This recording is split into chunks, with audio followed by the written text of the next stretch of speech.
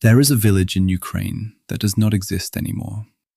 Not in the sense that it was bombed or burned in conventional fighting, but in the sense that the people who made it a village were assembled in a field one morning in the summer of 1941 and shot. The buildings remained, the roads remained, the well in the center remained. But the 1,200 people who woke up there every morning were gone by afternoon, buried in a pit that the men doing the killing had made them dig themselves the day before.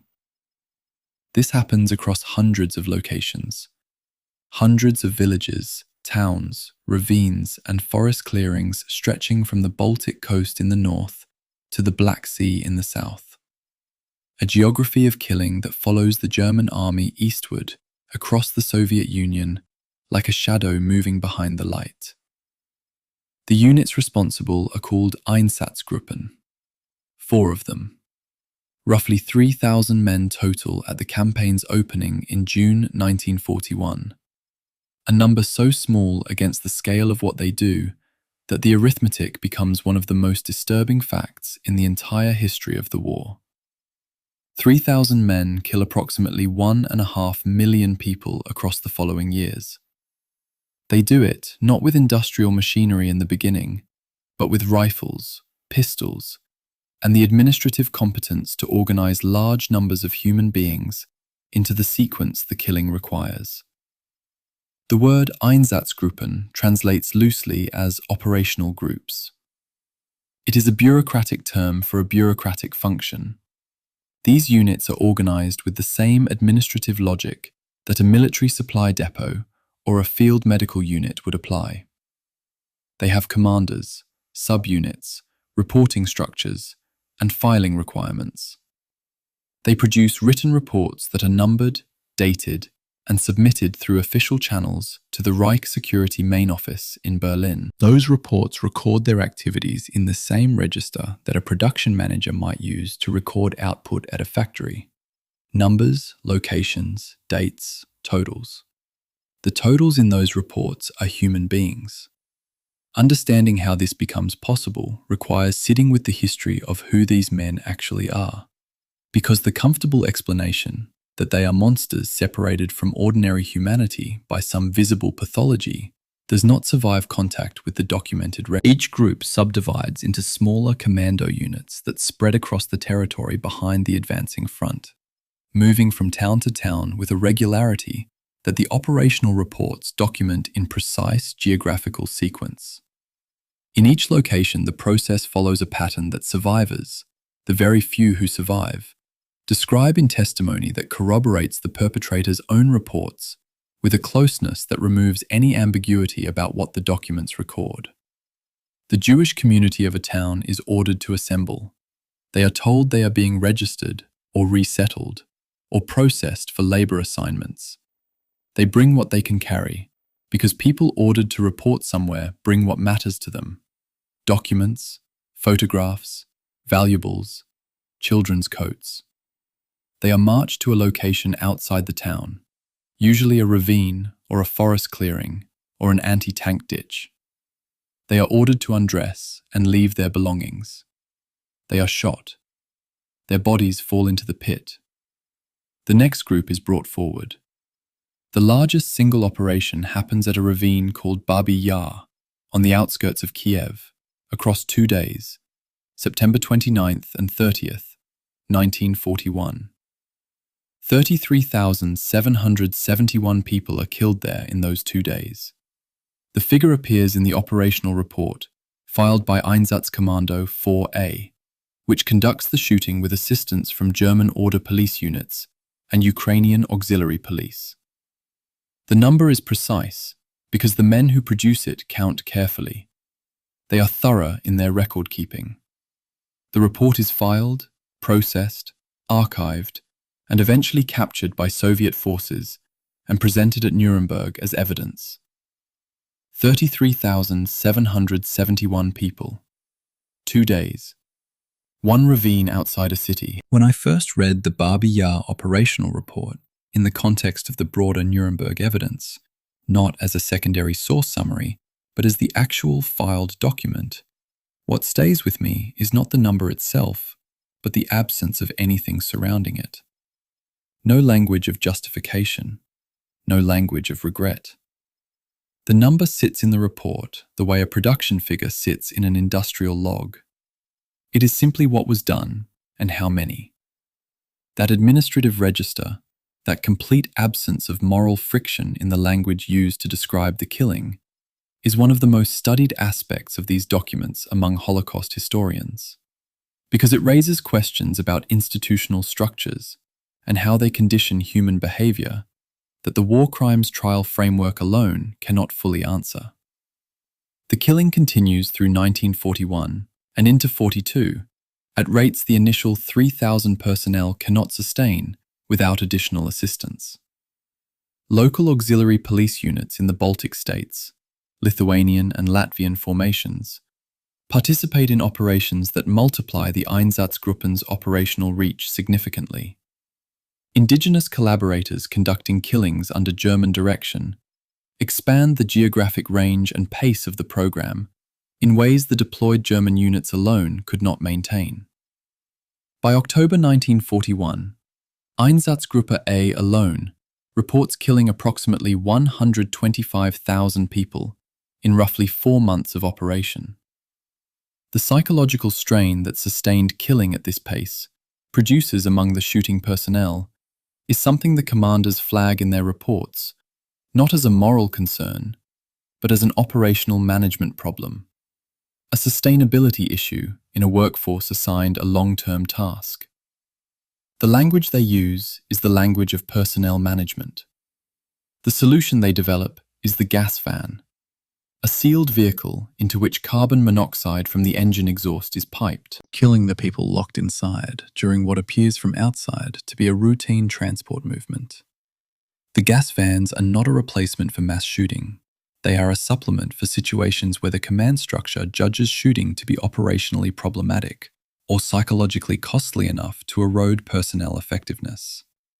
The development connects the mobile killing operations of the Einsatzgruppen directly to the subsequent construction of the fixed death camp system, the shift toward industrial killing at dedicated facilities that the Wannsee Conference of January 20th, 1942 coordinates among German government ministries. But it is important to understand that Wannsee does not decide to kill Jews. That decision has already been implemented across 6 months of Einsatzgruppen operation by the time the conference meets. What Wannsee organizes is the extension of what the mobile units are already doing in the East to the Jewish populations of Western and Central Europe who are not within the Einsatzgruppen's operational reach. The trial that finally holds the commanders to account, the Einsatzgruppen trial at Nuremberg, conducted by the United States Military Tribunal, produces 14 death sentences from 24 defendants. 4 of those sentences are carried out. The remaining convicted men have their sentences commuted through subsequent clemency proceedings, and by 1958, every surviving convicted defendant has been released from prison. The gap between what those men directed and what the legal system ultimately imposes on them is not something that resolves itself into a clean historical conclusion. It sits in the record alongside the operational reports and the survivor testimony and the forensic investigations of the sites, and it is part of the full story of what happened and what was done about it afterward. Approximately 1.5 million people are killed by the Einsatzgruppen across the campaign. Some historical assessments, accounting for the full duration of operations through the later war years, reach approximately 2 million. The sites are spread across a territory so vast that post-war investigation has still not fully mapped every location. New sites continue to be identified and investigated decades after the war ends. If you are somewhere quiet now, and the weight of this history has settled in the way that serious things settle when they are given enough room, what I want to say before we go further is that this documentary does not treat these events as a backdrop to military history. The people who were killed at Babi Yar and across hundreds of other sites are the subject of this story, not the operational context around German army movements. The men who organized the killing, the documents they left behind, the legal proceedings that followed, and the questions those proceedings leave unresolved. All of that is what the next several hours will trace carefully and fully. This is the entire history of the Einsatzgruppen, the mobile killing squads of the Second World War. When German forces rolled into Vienna on the 12th of March, 1938, this first Einsatzgruppe followed in their wake with a specific and narrow mandate: arrest political opponents, seize the files of the Austrian state police, identify enemies of the new order. They did exactly that. In the first 48 hours, they arrested several dozen individuals: communists, known socialists, anti-Nazi journalists, Austrian government officials who had resisted the annexation. No mass killings occurred. The operations were, by the standards of what would follow, almost mundane. What the archive reveals, if you look at the personnel records alongside the operational orders, is that these were men being trained in a specific kind of work: the work of following an army and administering terror in its wake. The distinction matters. They weren't soldiers. They weren't quite police. They were something new, a hybrid instrument for which there was no legal category and no established precedent.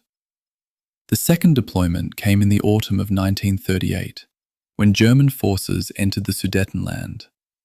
Again, an Einsatzgruppe followed. Again, the mission was defined in terms of political security: arrests, document seizures, identification of ethnic and political enemies. The operational template was being refined with each deployment, each acquisition of territory. And here's what I find genuinely significant when I sit with these records. The men involved were learning, through repetition, that their role was acceptable, that following armies into newly occupied territory and doing the things that the normal chain of command didn't want to be formally associated with, that was a function, a legitimate function, a function with paperwork and authorization codes and personnel rosters. Each time it happened, it became slightly more normal. Each time it happened, the threshold for what came next moved a little further back. Then came Poland. The 1st of September 1939, and the war began in earnest. 6 Einsatzgruppen followed German forces across the Polish border, and for the first time, the violence escalated beyond political arrests into something far more systematic.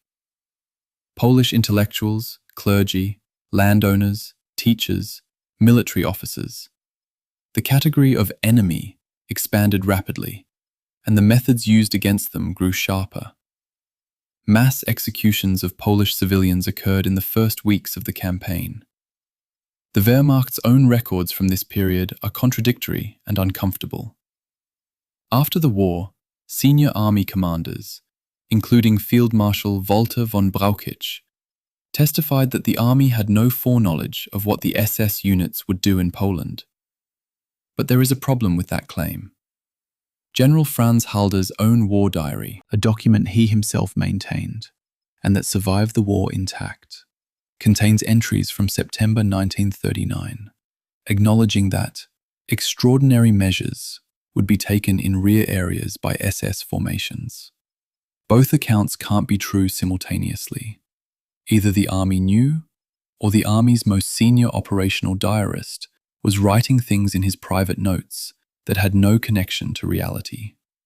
Historians have never satisfactorily reconciled these two records, and the gap between them matters enormously, because it determines how deeply the complicity ran before a single Einsatzgruppe set foot on Soviet soil. The document that clarifies the trajectory more than any other is Heydrich's Schnellbrief, his express letter, to the commanders of all Einsatzgruppen operating in Poland, dated the 21st of September, 1939. It's held at Yad Vashem, and it's a strange thing to read. Heydrich divides Nazi anti-Jewish policy into 2 distinct tracks. The short term, the concentration of Jews into urban centers, the establishment of Jewish councils, the administrative apparatus of ghettoization. And then he writes of a long-term goal, the Endziel, the final aim, without specifying what that aim is. He uses the word deliberately and then stops short of defining it. This isn't an accident. He was writing to field commanders who needed operational guidance, and he chose to leave the ultimate destination deliberately unnamed. That gap, that deliberate, bureaucratically formalized silence, is one of the most studied passages in Holocaust scholarship, and it remains genuinely contested. Did Heydrich already know in September 1939 what the final destination was? Or was the Endziel genuinely undefined at that point, a placeholder for a decision not yet made? The document doesn't tell us. That's the thing about the most important archival evidence. It often generates more questions than it closes. Between 1939 and the spring of 1941, the Einsatzgruppen underwent a crucial transformation. Their target lists in Poland had been multi-categorical: communists, Polish nationalists, aristocrats, clergy, Jews. The operations were violent and, for the people subjected to them, catastrophic. But the single-minded focus on Jews as the primary, universally targeted group hadn't yet fully crystallized in the operational record. What changed it was the planning process for what the German military called Operation Barbarossa, the invasion of the Soviet Union. In the months between January and June of 1941, a series of planning conferences, personnel assignments, and ideological preparation sessions quietly but unmistakably redirected the Einsatzgruppen's entire operational orientation. The shift wasn't announced with fanfare.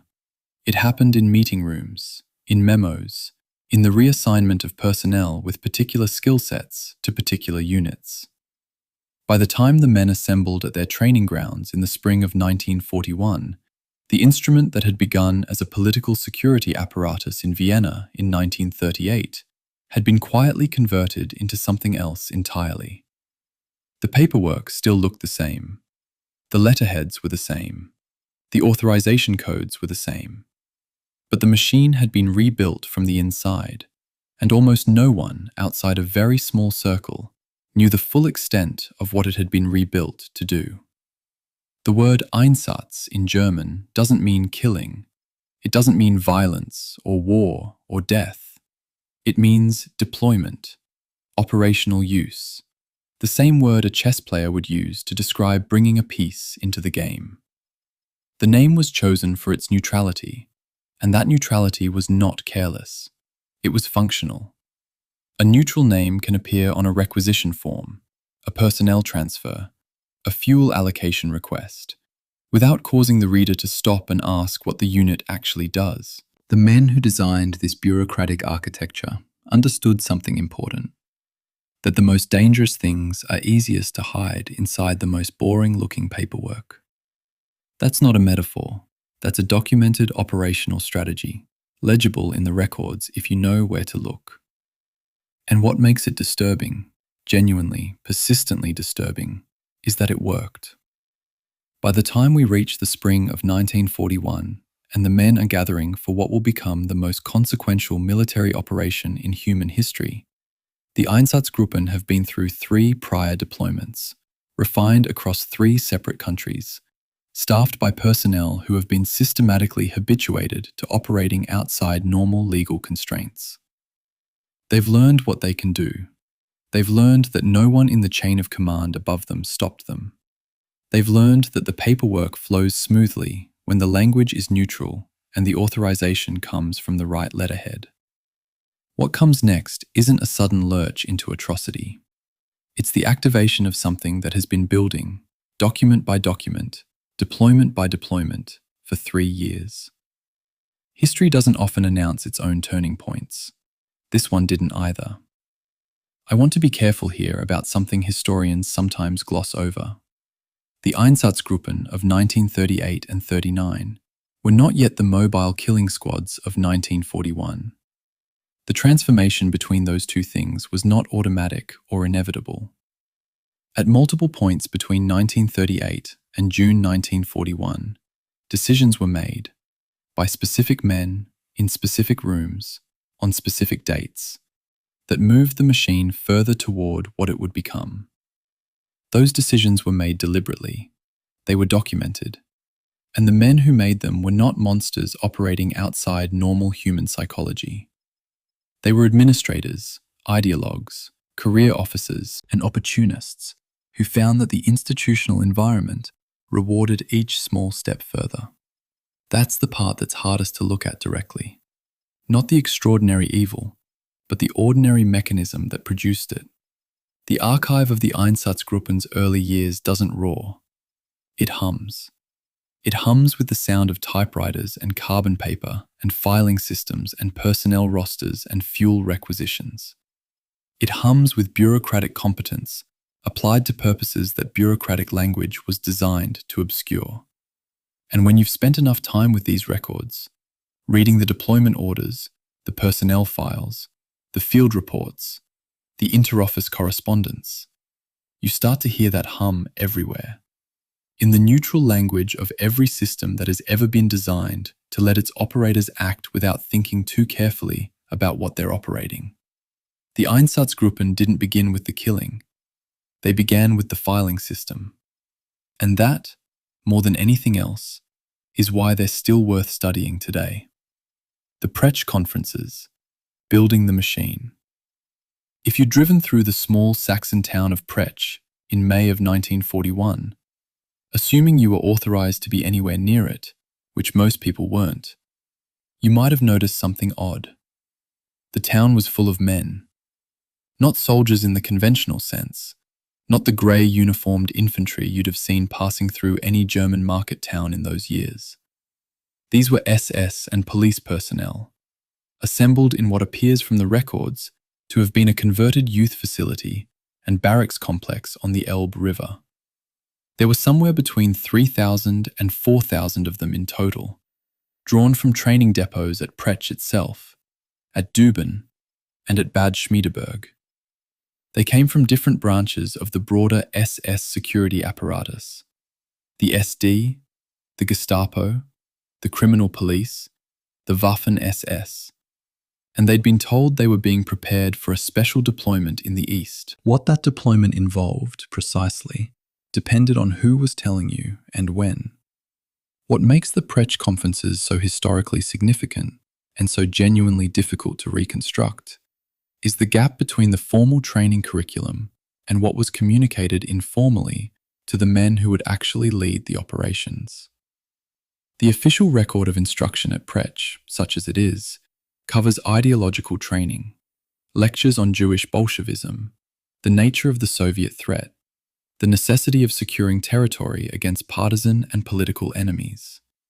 Standard SS political education, in other words, drier and more bureaucratic than the phrase ideological indoctrination usually suggests.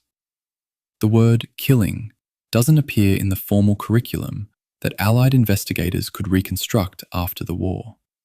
It wasn't written into the lesson plans, but then it didn't need to be. When Otto Ohlendorf took the stand at Nuremberg in January of 1946 as part of the International Military Tribunal, and later in considerable detail during the subsequent Einsatzgruppen trial itself, he described something that the formal curriculum at Pretzsch didn't capture. He testified that Reinhard Heydrich convened a private briefing of Einsatzgruppen commanders before the deployment east, and at that briefing communicated verbally, not in writing, never in writing, that the Jews, the Soviet communist functionaries, and related enemies encountered in the USSR were to be liquidated. Ohlendorf was calm when he said this. He said it the way a man describes a meeting agenda. No single written order authorizing that verbal briefing has ever been found. No paper in any archive records what Heydrich said in that room. The verbal nature of the most consequential operational order in the history of the Einsatzgruppen was almost certainly deliberate. I've read through the testimony of the various Einsatzgruppen commanders at Nuremberg more times than is probably good for anyone. And the thing that consistently strikes me is how differently they describe Pretzsch. Ohlendorf is unambiguous. The kill order was communicated before deployment.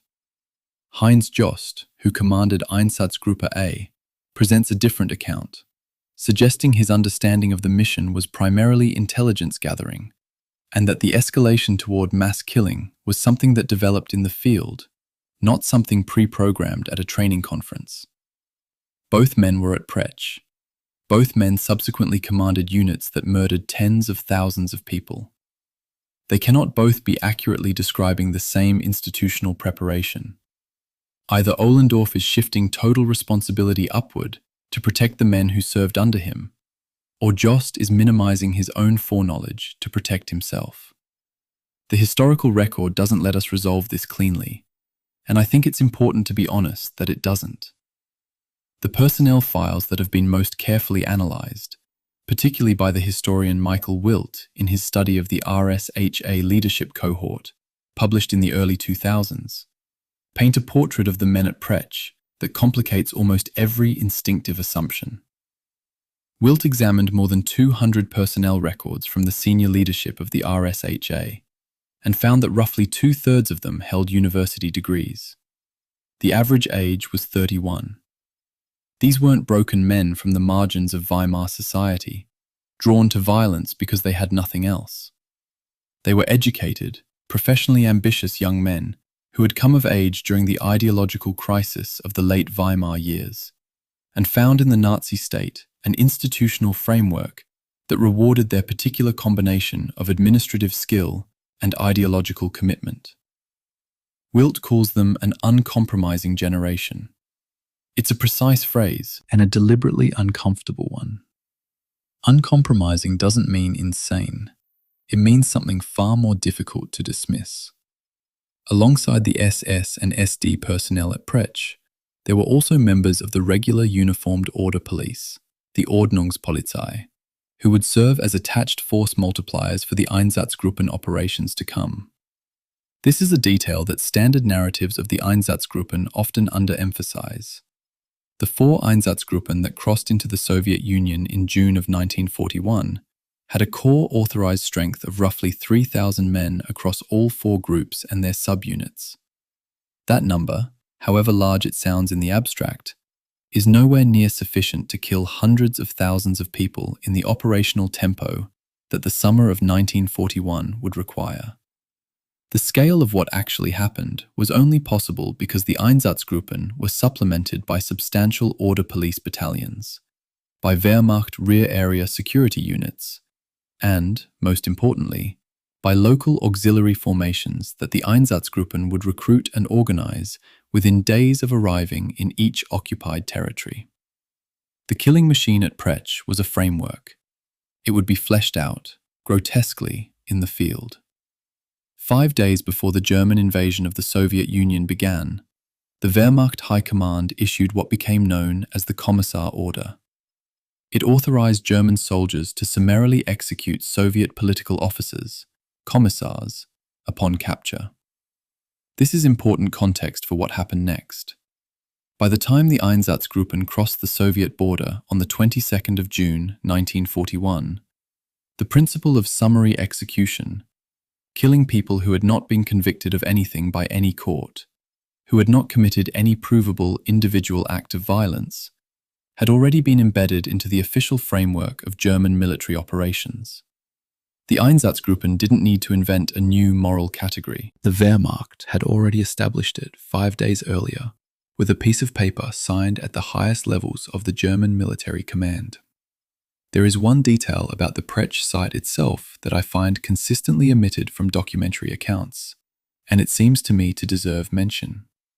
The barracks facilities where a substantial portion of the Einsatzgruppen personnel were housed during their pre-deployment training had, before the war, been part of a Jewish community facility, property that had been by the war's grinding violence.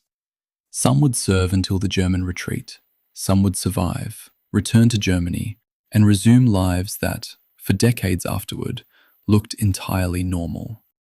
A former postal clerk, a farm administrator, a lawyer, a man who ran a small business. The Pretzsch assembly was the last moment before the machine was put to its intended use, and the men at the Elbe River training grounds in those spring weeks didn't know, most of them, exactly what the summer would make of them. Or perhaps some of them did know and were simply waiting for the order to begin. Day 0, June 22nd, 1941. The invasion of the Soviet Union began at 0330 hours on the 22nd of June, 1941, along a front stretching from the Baltic Sea to the Carpathian Mountains. More than 3 million German and Axis soldiers crossed the border simultaneously in what remains the largest single military operation in recorded history. The Wehrmacht had prepared for this for months. The logistics were staggering. The planning had consumed the German military staff for the better part of a year. Behind the combat formations, following in the dust and the diesel smoke and the chaos of a modern army moving at speed, came the Einsatzgruppen. They weren't fighting. They weren't part of the battle order. They were there for something that happened after the front moved through. The first entry in what would become the most methodically kept kill record of the entire Einsatzgruppen operation was written the following day. Karl Jäger, commander of Einsatzkommando 3, a subunit of Einsatzgruppe A operating in Lithuania, would eventually compile a report of his unit's actions that is held today in the Lithuanian Central State Archives in Vilnius. The first entry in that report is dated the 23rd of June, 1941. It lists the location as Kaunas, Cowan in the German spelling he used, and records the killing of 416 Jewish men and 47 Jewish women. It's listed in columns: location, date, number, category. The arithmetic is done in the margins. The report reads like a ledger from a warehouse, and it begins one day, one single day, after the border was crossed. The speed of that transition is the thing that has to be held onto, because it's easy to let it slip past. The German army crossed into Soviet territory on the 22nd. The first recorded Einsatzgruppe killings occurred on the 23rd. There was no settling in period. There was no period of assessment or reconnaissance or operational adjustment. The killing began with almost no gap between the invasion and the first entries in the tally sheets. That timing wasn't accidental, and it wasn't the result of field-level initiatives spiraling out of control. It was the result of an operational template that had been so thoroughly prepared. At Pretzsch, in the planning conferences, in the verbal briefings, that the machine required almost no spin-up time. It was ready before the starting gun. What happened in Kaunas in those first days also involved something the Einsatzgruppen hadn't entirely scripted, but had absolutely anticipated. Algirdas Klimaitis was a Lithuanian nationalist militia leader, and in the first hours and days after German forces entered Kaunas, Klimaitis and his men began killing Jews in the city. Beatings, mob violence in the streets and courtyards of the city. The Germans didn't start this particular violence, but Einsatzgruppe A commander Walter Stahlecker would later document, in his comprehensive report to Heydrich, written in October of 1941, that the Kaunas violence was something the Germans had actively worked to set in motion through what he called, with characteristic bureaucratic blankness, appropriate suggestions. The population had been activated. The Germans stood by.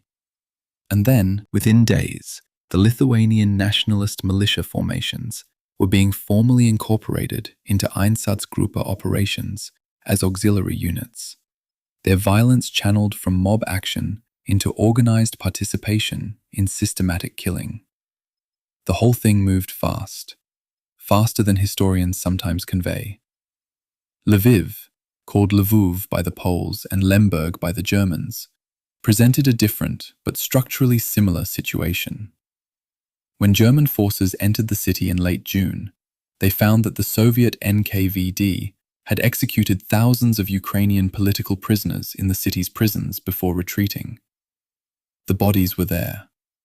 The grief and rage of the Ukrainian population was real. What the Einsatzgruppe personnel did, and this is documented in contemporaneous German sources, was to actively frame those killings as the work of Jews, staging the discovery of the prison sites in front of crowds, encouraging the narrative that the Soviet atrocities were Jewish atrocities. The result was days of mass violence against the Jewish population of Lviv, in which Ukrainian mobs, German military personnel, and Einsatzgruppe elements participated together. The number of Jewish men and women killed in those days is estimated at somewhere between 4,000 and 6,000, with various post-war accounts and German operational reports giving figures that don't fully align. Using an existing crime to generate mob violence as a cover for organized killing, that's not improvisation, that's a documented strategy. Bialystok, in the last days of June, added another dimension. There, Order Police Battalion 309, not Einsatzgruppe personnel, but regular uniformed German police, drove a large number of Jewish men into the Great Synagogue and set the building alight. This wasn't ordered by any Einsatzgruppe command structure. It wasn't part of any operational plan that has been documented. It was something that happened because the atmosphere of permission had spread laterally through the German occupation apparatus with extraordinary speed. The Einsatzgruppen hadn't even needed to be present. The ideological authorization, the signal that Jews could be treated as outside the protection of any law, had propagated through the German military and police system so rapidly that independent atrocities were occurring without central direction within the first week of the invasion. The machine was already running beyond the original blueprint. The operational situation reports, the Ereignismeldungen UdSSR, filed daily from the Einsatzgruppen to Berlin, tell the story of those first weeks in a particular register. They're bureaucratic documents. They use neutral language. They list locations and numbers and categories of persons dealt with. The first 20 reports in the series, covering the opening weeks of operations, show an escalation that looks almost gradual in the column of numbers. Hundreds in one report, then slightly more, then more. But the escalation wasn't gradual in the places where it was happening. In the villages and city courtyards and forest clearings where those numbers were being generated, it was absolute and immediate and total. The gap between what the documents record and what was happening in the physical world is one of the persistent challenges of working with this archive. The language of the reports is designed to make the reader pass through it without stopping. You have to make yourself stop. I want to say something here that I think is important for understanding the first days of Operation Barbarossa and what the Einsatzgruppen's role within it reveals. When Jaeger wrote that first entry, Kaunas, the 23rd of June, those 463 names collapsed into two numbers. He wasn't making an exceptional record of an exceptional event. He was beginning what would become a routine, a daily practice, a professional habit. The thing that the first day tells us about the Einsatzgruppen isn't that they were capable of violence. Every military force in human history has been capable of violence. It's that the administrative machinery of recording, reporting, and continuing was in place from the very first day. The tally sheet was ready before the first shot. That's not psychology, that's planning. The first reports reaching Berlin from the Einsatzgruppen confirmed what the planners had expected. The operations were proceeding, the units were mobile, the logistics were, at this early stage, holding, and the attached order police and local auxiliaries were providing the force multiplication needed for operations larger than the core Einsatzgruppe subunits could manage alone. In Berlin, the reports were read, summarized, and distributed. They went to Heydrich. They went to Himmler. According to multiple post-war accounts, summaries of Einsatzgruppe operations were regularly included in briefings that reached Hitler himself. The chain of information ran from the field to the highest levels of the Nazi state in real time, through a bureaucratic reporting system that functioned with German efficiency, filing the arithmetic of mass killing in orderly columns and sending it northward and westward by secure courier and teleprinter. The killing was happening in Lithuania and Ukraine. The paperwork was being processed in Berlin. Everyone in the loop knew what the numbers meant. What the first days of the invasion also established, and this matters for everything that follows, is that the transition from political security operations to mass killing was essentially seamless.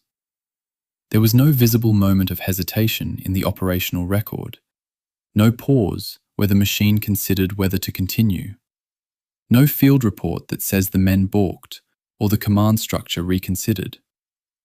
The template had been prepared too thoroughly, the ideological preparation had been too comprehensive, and the authorization, however carefully it had been kept out of writing, had been communicated too clearly. June 22nd to June 23rd, less than 24 hours. The ledger opened and the entries began. The 4 zones of death, mapping the groups. The first thing to understand about the operational geography of the Einsatzgruppen is how vast it was, and how inadequate the manpower assigned to cover it genuinely was. If the stated mission had been anything like conventional security. The 4 groups that crossed the Soviet border in the summer of 1941 were assigned to 3 army group zones, covering a territory that would eventually encompass more than 1.5 million square kilometers of occupied Soviet land. Einsatzgruppe A went with Army Group North through the Baltic states toward Leningrad. Einsatzgruppe B accompanied Army Group Center into Belarusia. Einsatzgruppe C moved with Army Group South through the northern and central Ukraine. Einsatzgruppe D followed the southern flank, across the Black Sea steppe, into the Crimea. 4 groups, a front the length of a continent. Roughly 3,000 core personnel at the outset, spread across that geography. The numbers make no military sense unless the mission is understood as something other than security. The richest source for understanding Einsatzgruppe A's operations in the Baltic states is the comprehensive report that its commander, Walter Stahlecker, submitted to Heydrich in October of 1941. It's a remarkable document, not because of what it reveals about violence, but because of the administrative calm with which Stahlecker surveys his unit's first months of operation. He discusses the cleansing of various localities. He discusses the problem of setting in motion local anti-Jewish violence in different national contexts, noting that Lithuania was comparatively easy, Latvia more difficult, Estonia requiring a different approach altogether. And then, buried in the report alongside operational statistics and personnel notes, there is a table. Under Estonia, the table reads, Judenfrei, free of Jews. This was written in October of 1941. German forces had first entered Estonia approximately 4 months earlier. The Jewish population of Estonia before the occupation was roughly 4,500 people. 4 months. The word Judenfrei had been a Nazi propaganda aspiration for years. In Stahlecker's table, it was an administrative fact. Einsatzgruppe B, operating across Belarusia behind Army Group Center, was commanded by Arthur Neighbor, a career criminal police officer whose post-war reputation became tangled in a complicated myth. Neighbor had contacts with elements of the German resistance movement, and some post-war accounts tried to frame him as a reluctant participant in the East's atrocities, a man who found himself trapped by circumstances. The documentary record makes this framing extremely difficult to sustain. What it shows instead is a commander who, when he encountered operational problems, specifically how to kill people more efficiently and with less psychological damage to his own personnel, responded not with refusal, but with experimentation. At Mogilev in the autumn of 1941, Neighbor's unit tested explosives in a sealed bunker and then exhaust gas from vehicle engines on groups of Soviet psychiatric patients, searching for a more manageable method of mass killing. The experiments didn't immediately solve the technical problem, but they generated findings that were sent to Berlin, and those findings would eventually contribute to the development of the gas vans. Arthur Neighbor, reluctant participant. The evidence doesn't support it. Paul Blobel commanded Sonderkommando 4A, a subunit of Einsatzgruppe C, operating in Ukraine. He was a former architect, trained in the design of buildings, in the organization of physical space. He was also, by multiple contemporary accounts, a man with a severe drinking problem by the time he reached Ukraine. His unit's operational record is documented with a specificity that makes it one of the more thoroughly evidenced Einsatzkommando histories in the archive. Blobel would become central to two of the most significant events in the entire Einsatzgruppen story: the September 1941 massacre at Babi Yar and the later attempt to destroy the evidence of what had been done there.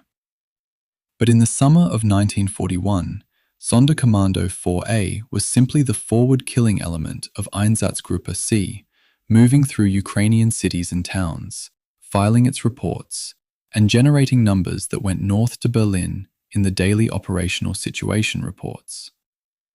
Otto Ohlendorf and Einsatzgruppe D are in some ways the most historically documented of the four groups, principally because Ohlendorf's Nuremberg testimony was so extensive and so unusual.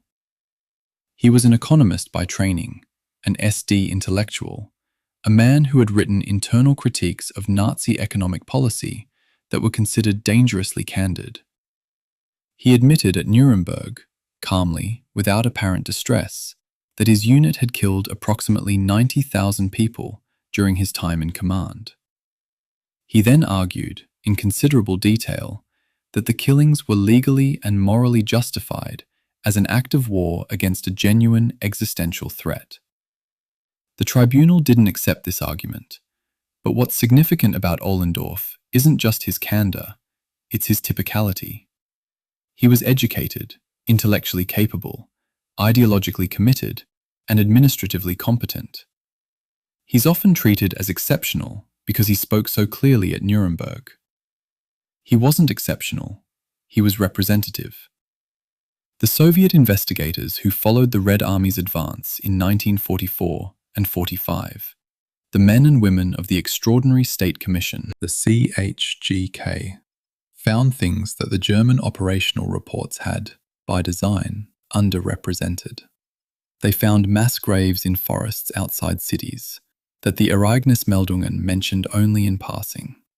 They found burial sites in fields and ravines that appeared in no German document at all. They interviewed local witnesses, farmers, villagers, people who had watched from the edges of fields and forests, and compiled accounts that were rawer and more granular than anything in the SS filing system. The Soviet reports were themselves not without problems. They were produced under political pressure. The numbers they generated sometimes served Soviet propaganda purposes, and their evidentiary standards varied significantly from one investigation to another. But they captured things the German archive missed.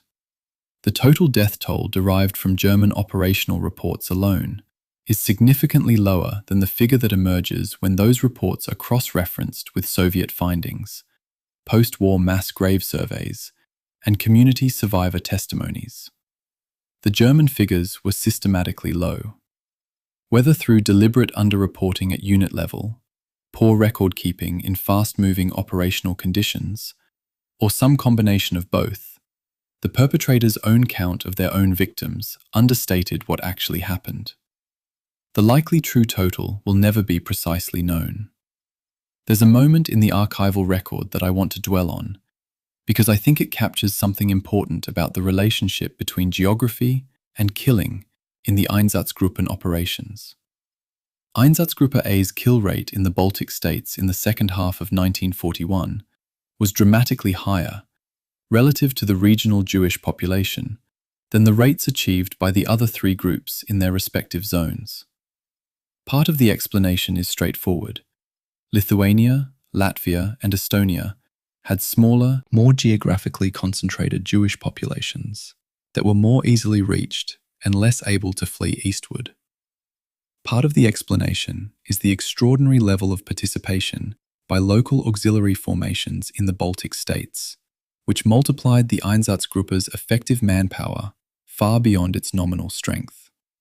But part of it is also something subtler.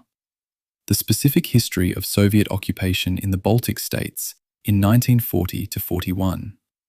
The deportations, the arrests, the violence of that one-year Soviet period created a reservoir of genuine local grievance that the Einsatzgruppen apparatus was able to channel and exploit with particular effectiveness.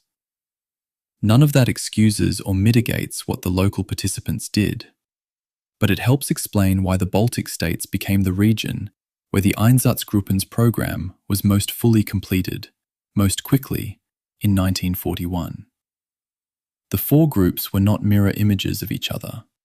They operated in different terrain, against different population densities, with different levels of local auxiliary cooperation, against different logistical constraints. Einsatzgruppe D in the south moved across the open steppe toward the Crimea. Vast distances, a different operational tempo than the more populated zones to the north. Einsatzgruppe B in Barbarossa operated in a landscape of forests and marshes that would, within months, become partisan country, adding a genuine military dimension to their operations that the Baltic groups largely didn't face. Einsatzgruppe C moved through cities, Kiev, Kharkiv, Dnipropetrovsk, where the urban density and the size of the Jewish communities created different operational challenges. The variation between groups is part of why the Einsatzgruppen story resists simple summarization. It wasn't one operation. It was four parallel operations, sharing an ideological mission and a command structure, but shaped by local geography, demography, and the specific human decisions of the men running each unit.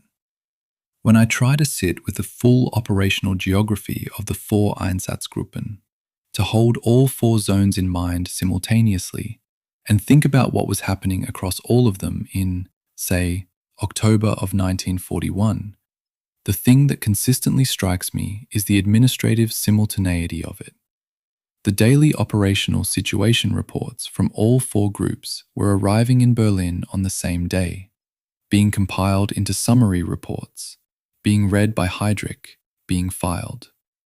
While Blobel was operating in Ukraine, while Neighbour's unit was working through Belarusia, while Stahlecker was reporting Estonia as cleared, while Ohlendorf was moving through the Crimea, the paper was flowing. The bureaucracy was functioning. The filing clerks were doing their jobs. The system was working exactly as designed. The logistical spreadsheet. How you sustain mass murder. There is a requisition form in the German Federal Military Archive.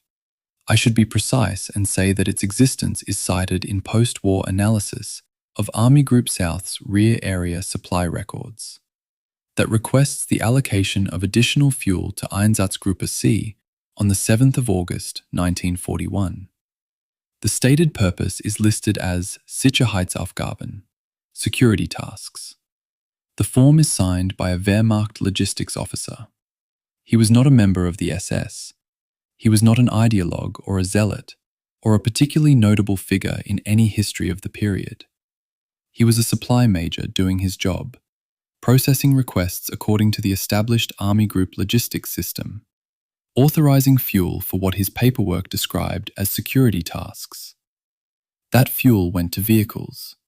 Those vehicles drove Einsatzgruppe personnel to killing sites. The logistics officer went home, or to his bunk at least, when his shift was done. He may never have seen a killing site. He may have had a very clear idea of what the fuel was for. Or possibly both, which is how these things usually worked. The operational challenge of sustaining mass killing on the scale the Einsatzgruppen attempted in 1941 was genuinely substantial.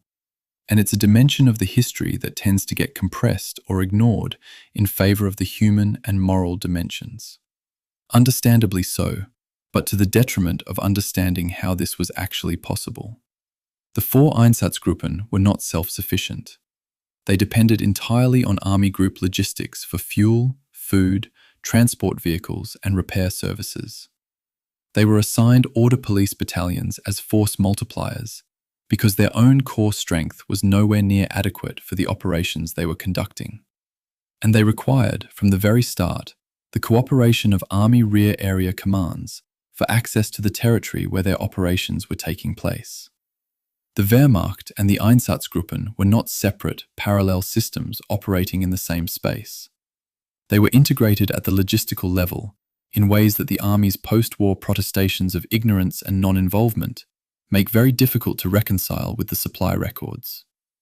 The ammunition question is one I keep returning to, because it forces a specific kind of calculation that abstracts out the horror very briefly and reveals the institutional structure underneath. By August of 1941, the Einsatzgruppen were conducting large-scale killing operations across a 3,000-kilometer front. These operations required substantial quantities of ammunition, small arms rounds, primarily pistol and rifle calibers. The ammunition had to come from somewhere. It was requisitioned through official supply channels, allocated by Army Group Rear Area Commands, transported to Einsatzgruppe units along the same supply lines that provisioned combat formations. Specific ammunition allocation records from August of 1941 relating to Einsatzgruppe operations in the Baltic have been cited in post-war analyses, and the quantities involved, cross-referenced against documented kill figures, are consistent with major killing operations requiring deliberate, substantial supply allocation. The bullets didn't materialize by themselves. Someone requisitioned them. Someone approved the request. Someone drove them to the units. Everyone in that chain was a participant in the institutional mechanism, even if most of them never attended a killing site. The vehicle situation created its own operational constraints, and the records are more detailed on this point than one might expect. Each Einsatzgruppe was issued a vehicle fleet of roughly 90 to 120 vehicles at the outset: trucks, command cars, utility vehicles. In the summer of 1941, when the roads were hard and the weather was workable, this fleet was adequate for the operational tempo being maintained. But when the autumn rains came, the Schlammzeit, the mud season that annually reduced the roads of the Western Soviet Union to near impassable quagmires, the vehicle situation deteriorated sharply. Reports from Einsatzgruppe D specifically cite vehicle breakdowns and mud-related immobility as factors limiting the scope of their activities in the Crimean autumn of 1941. The killing pace was throttled by mud. That's not a metaphor for anything. It's a logistical constraint, documented in operational reports. The efficiency of industrial-scale killing was bounded, in part, by the same seasonal and mechanical factors that bounded every other aspect of German operations in the East. The personnel rotation system that the SS established for Einsatzgruppe members is one of the most revealing elements of the organizational record, and one of the least discussed. Beginning in the late summer of 1941, roughly 2 to 3 months into the main operations, transfer requests began appearing in the SS personnel records, citing emotional difficulties, psychological exhaustion, and, in a small number of cases, what the documents describe as nervous breakdown among personnel who had been involved in killing operations. These requests were processed. The men were transferred. They went back to desk assignments in Germany. Some of them, eventually, were rotated back to the East. The existence of this rotation system proves something important. The leadership in Berlin was aware, by the late summer of 1941, that sustained participation in mass killing was producing significant psychological attrition among their personnel. They knew this, and their response was not to halt the operations, but to manage the attrition through personnel rotation. It was, in the most clinical possible sense, a human resources solution to a moral catastrophe. The physical mechanics of the mass killing sites evolved across the summer of 1941 in ways that the operational reports reference obliquely, but that post-war testimony and forensic investigation have clarified. The earliest operations used methods drawn from existing Gestapo execution practice, close-range shooting techniques that required direct physical proximity between the shooter and the victim. Very quickly, both the practical difficulties and the psychological burden of this method became apparent in the field reports. By late summer, unit-level commanders were experimenting with different approaches to managing the physical and human logistics of killing large numbers of people efficiently. What emerged, documented in multiple field reports and later in considerable detail at Nuremberg, was a method that historians refer to by the German term the perpetrators themselves used, the Sardinen Method, the sardine method, in which victims were positioned horizontally to allow more efficient use of the pit space and to reduce the number of individual shots required. It was an engineering solution. It was arrived at through field experimentation by men who were treating the problem of mass killing as a logistical optimization challenge. I find this fact one of the most difficult to write about without either sanitizing it through technical language or sensationalizing it through horror. Neither serves the history. The Wehrmacht's degree of active participation in Einsatzgruppe logistics is a question that post-war German legal and historical discourse has spent decades trying to contain within comfortable limits. The myth of the clean Wehrmacht, the idea that the army fought a conventional war while the SS committed atrocities separately and without army knowledge or cooperation, was a fixture of West German public memory for decades after the war, and wasn't seriously disrupted in German public consciousness until major exhibition controversies in the 1990s. The archival evidence, available long before that controversy, tells a different story. Army group logistics systems provisioned the Einsatzgruppen. Army group commanders were briefed on Einsatzgruppe operations. Wehrmacht rear area security orders frequently specified cooperation with SS and police units conducting security measures that were, in the records, explicitly described in ways consistent with mass killing. The argument that the army didn't know is difficult to sustain against the supply records. The argument that the army actively participated at every level is also an overstatement. The truth is messier. Institutional complicity that varied by individual, by unit, by army group commander, and by circumstance. Documented enough to be clear, complex enough to resist simple characterization. There's a detail in the logistical record that seems small, but carries significant weight. The Schanzgerät, the entrenching tools, the shovels and picks and digging equipment, allocated to some Einsatzgruppe units through army supply channels in the summer and autumn of 1941. Post-war Wehrmacht testimony consistently characterized such allocations as intended for field fortification purposes, ordinary military earthworks. The timing and quantities of documented allocations, cross-referenced with the periods of major killing operations in the relevant sectors, don't align well with that explanation. Shovels requisitioned through Wehrmacht supply chains, allocated to SS security units during the weeks of major killing operations in their areas. The operational record creates a particular geometry of institutional involvement that the field fortification explanation doesn't adequately cover. This isn't a smoking gun document. It's a pattern across multiple records that points in a direction the post-war Wehrmacht defense narrative worked hard to avoid. By the end of 1941, the logistical architecture that had been built to sustain Einsatzgruppe operations, the fuel allocations, the ammunition supply, the vehicle fleets, the food and billeting arrangements, the personnel rotation system, had demonstrated something that the planners at Pretzsch had apparently counted on: that the bureaucratic machinery of a modern military logistics system was capable of sustaining mass killing at an industrial scale almost indefinitely, as long as the ideological authorization at the top held firm and the institutional complicity at every level in the supply chain remained active. The remarkable thing, and I use that word carefully, knowing what it means in this context, wasn't that the Einsatzgruppen could kill as many people as they did. The remarkable thing was how many ordinary institutional mechanisms, staffed by ordinary people doing ordinary jobs, were willing to keep the supply chains running. Manifested rage. The pogrom strategy.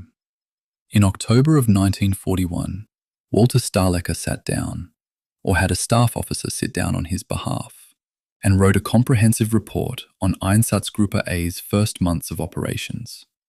It was addressed to Reinhard Heydrich. It ran to many pages.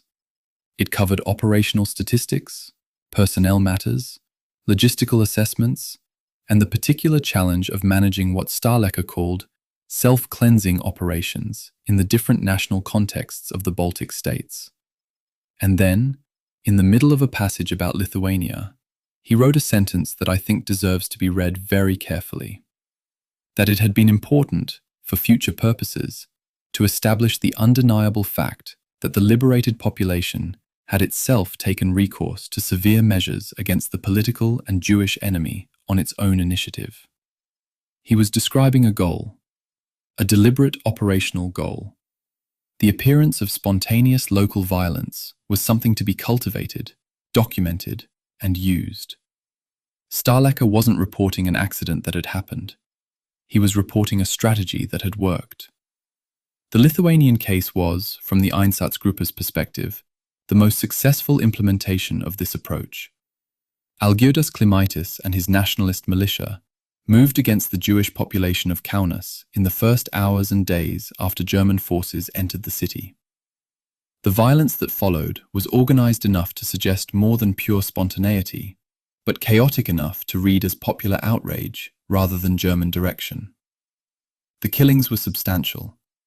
Thousands of people died in Kaunas in those first days, and no German unit had to fire the first shots.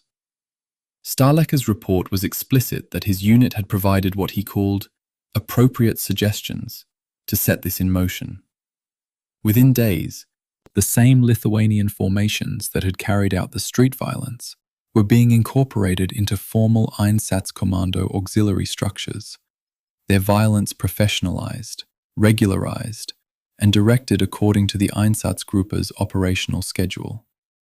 The mob became a bureaucracy in under a week. Riga told a different story, and it's worth paying attention to the difference. Stahlecker's report notes explicitly that setting in motion anti-Jewish violence in Latvia proved considerably more difficult than in Lithuania. The Latvian population had experienced Soviet occupation under different circumstances than Lithuania, and the specific combination of grievances and nationalist sentiment that had made Lithuanian mob violence so readily activated wasn't identically present in Riga. The Einsatzgruppe eventually succeeded in organizing anti-Jewish violence in Riga using the Latvian auxiliary police as the primary mechanism. But the fact that it required more organizational effort in Latvia than in Lithuania reveals something important. The spontaneous framing was a construction that required variable quantities of German organizational input in different contexts. It was never simply released. It was always, to varying degrees, engineered. The amount of engineering required differed by location, by local history, by the specific character of existing anti-Jewish sentiment, and the presence or absence of other nationalist grievances. But the engineering was always there. The situation in Lviv was the most complex of the three major early pogrom scenarios, and it remains the most contested among historians. The NKVD had killed thousands of Ukrainian political prisoners in the city's prisons before retreating, and the bodies were there when German forces arrived. Ukrainian grief over those killings was real and immediate. The German response was to actively amplify and redirect that grief by framing the Soviet killings as Jewish atrocities, staging the access to prison sites, organizing guided tours for Ukrainian crowds, encouraging a narrative of Jewish Bolshevik responsibility for Soviet crimes. The violence that followed over several days involved Ukrainian mobs, Wehrmacht soldiers, and Einsatzgruppe personnel in proportions that subsequent historical investigation has not been able to definitively separate. Karol Berkhoff argues the German manipulation of the situation was the primary driver of what followed. Grzegorz Rosoliński-Lieber places more emphasis on the organizational role of Ukrainian nationalist networks. Neither account exonerates the other's perpetrators, and neither the German documents nor the Ukrainian records from that period resolve the question of precise initiating agency. The pogrom happened. Who bears primary responsibility for setting it in motion is a question the archive leaves genuinely open. What the Białystok case reveals is perhaps the most disturbing aspect of the pogrom strategy's success. Within the first week of Barbarossa, the operational atmosphere of permission had propagated through the German occupation apparatus so thoroughly that independent atrocities were occurring without Einsatzgruppe direction or even knowledge. Order Police Battalion 309's burning of the Great Synagogue wasn't ordered by any Einsatzgruppe command. It wasn't part of any documented operational plan. It was something that happened because German police officers in Białystok in June of 1941 understood, without being specifically told, that they could. The signal had transmitted faster than any formal authorization structure could manage. The Einsatzgruppen hadn't needed to be everywhere. They'd created a climate in which their specific presence wasn't always required. The relationship between the Einsatzgruppen and the local auxiliary formations that were incorporated into their operations across the Baltic states and Ukraine is one of the more structurally important and consistently under-discussed aspects of the entire history. The core Einsatzgruppe subunits, the Einsatzkommandos and Sonderkommandos, simply didn't have enough personnel to conduct the scale of killing that the operational records document without substantial force multiplication. The Lithuanian auxiliary units that Einsatzkommando 3 worked with through the summer and autumn of 1941 were providing a significant proportion of the actual shooter capacity in the operations documented in the Jaeger report. Many of these Lithuanian men were volunteers. Some had specific, personal motivations related to the Soviet occupation period. Some were animated by a virulent pre-existing anti-Semitism that required no German prompting to activate. The Einsatzgruppe apparatus didn't create these men or their motivations. It found them, organized them, gave them institutional structure, and directed their violence according to its operational schedule. The distinction matters both morally and historically, and it matters precisely because it can't be used to diminish either set of perpetrators' accountability. When I read through the early Einsatzgruppen reports from the Baltic operations, Stahlecker's reports, the Jaeger report, the daily Ereignismeldungen, I'm struck by the confidence with which the perpetrators describe the auxiliary recruitment and management process. There's no sense in these documents that the Germans were uncertain about whether the strategy would work, or surprised when it did. The reports read like the documentation of a plan proceeding broadly according to expectations. The specific intensities vary. Lithuania worked better than Latvia. Latvia better than the initial Estonian situation. But the overall framework appears to have been calibrated in advance against a reasonably accurate assessment of the local political and social conditions. Which means, among other things, that whoever planned the Einsatzgruppen's deployment had done serious prior intelligence work on the conditions they would find in each occupied territory. The pogrom strategy wasn't improvised in the field, it was researched. The August 31st to September 1st operation at Ponary, outside Vilnius, where more than 3,700 people were killed over roughly 2 days, was conducted jointly by Einsatzkommando 3 and Lithuanian auxiliary formations.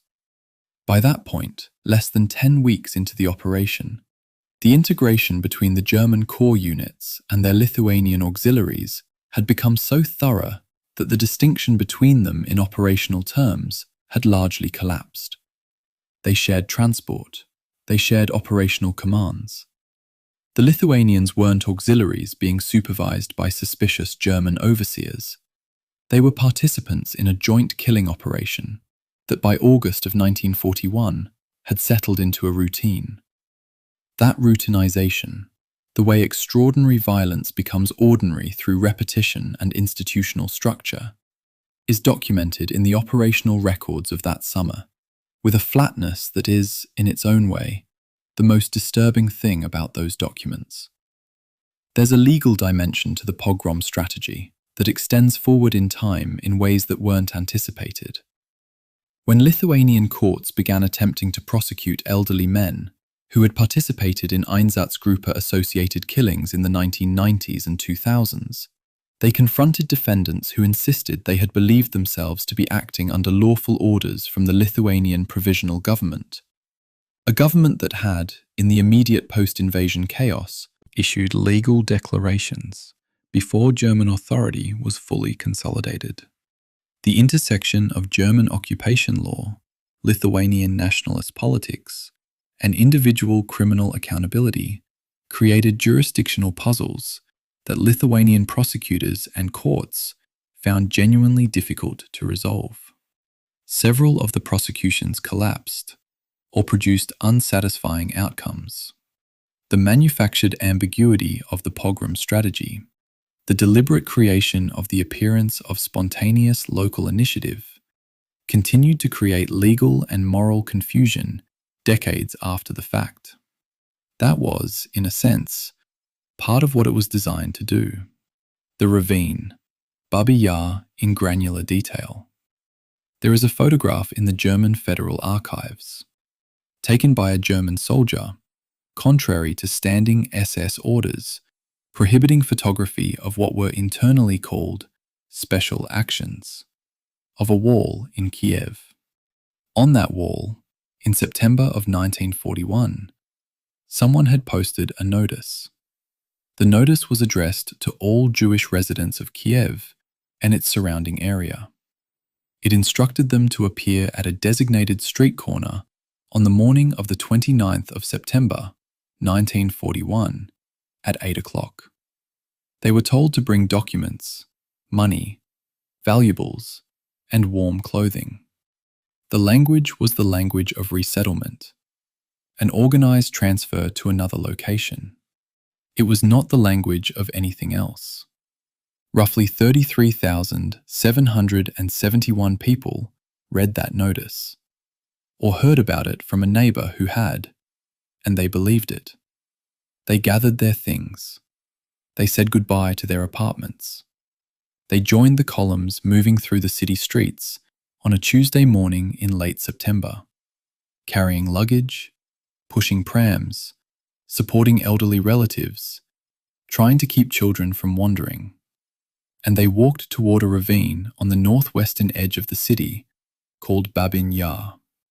The organizational meeting that made the Babi massacre possible took place 3 days before it happened. Post-war testimony from surviving Kyiv city officials and German records examined by Soviet investigators after the war established that Sonderkommando 4A commander Paul Blobel met with Wehrmacht city commandant Kurt Eberhard and Ukrainian auxiliary police commanders to coordinate the logistics of what was to come.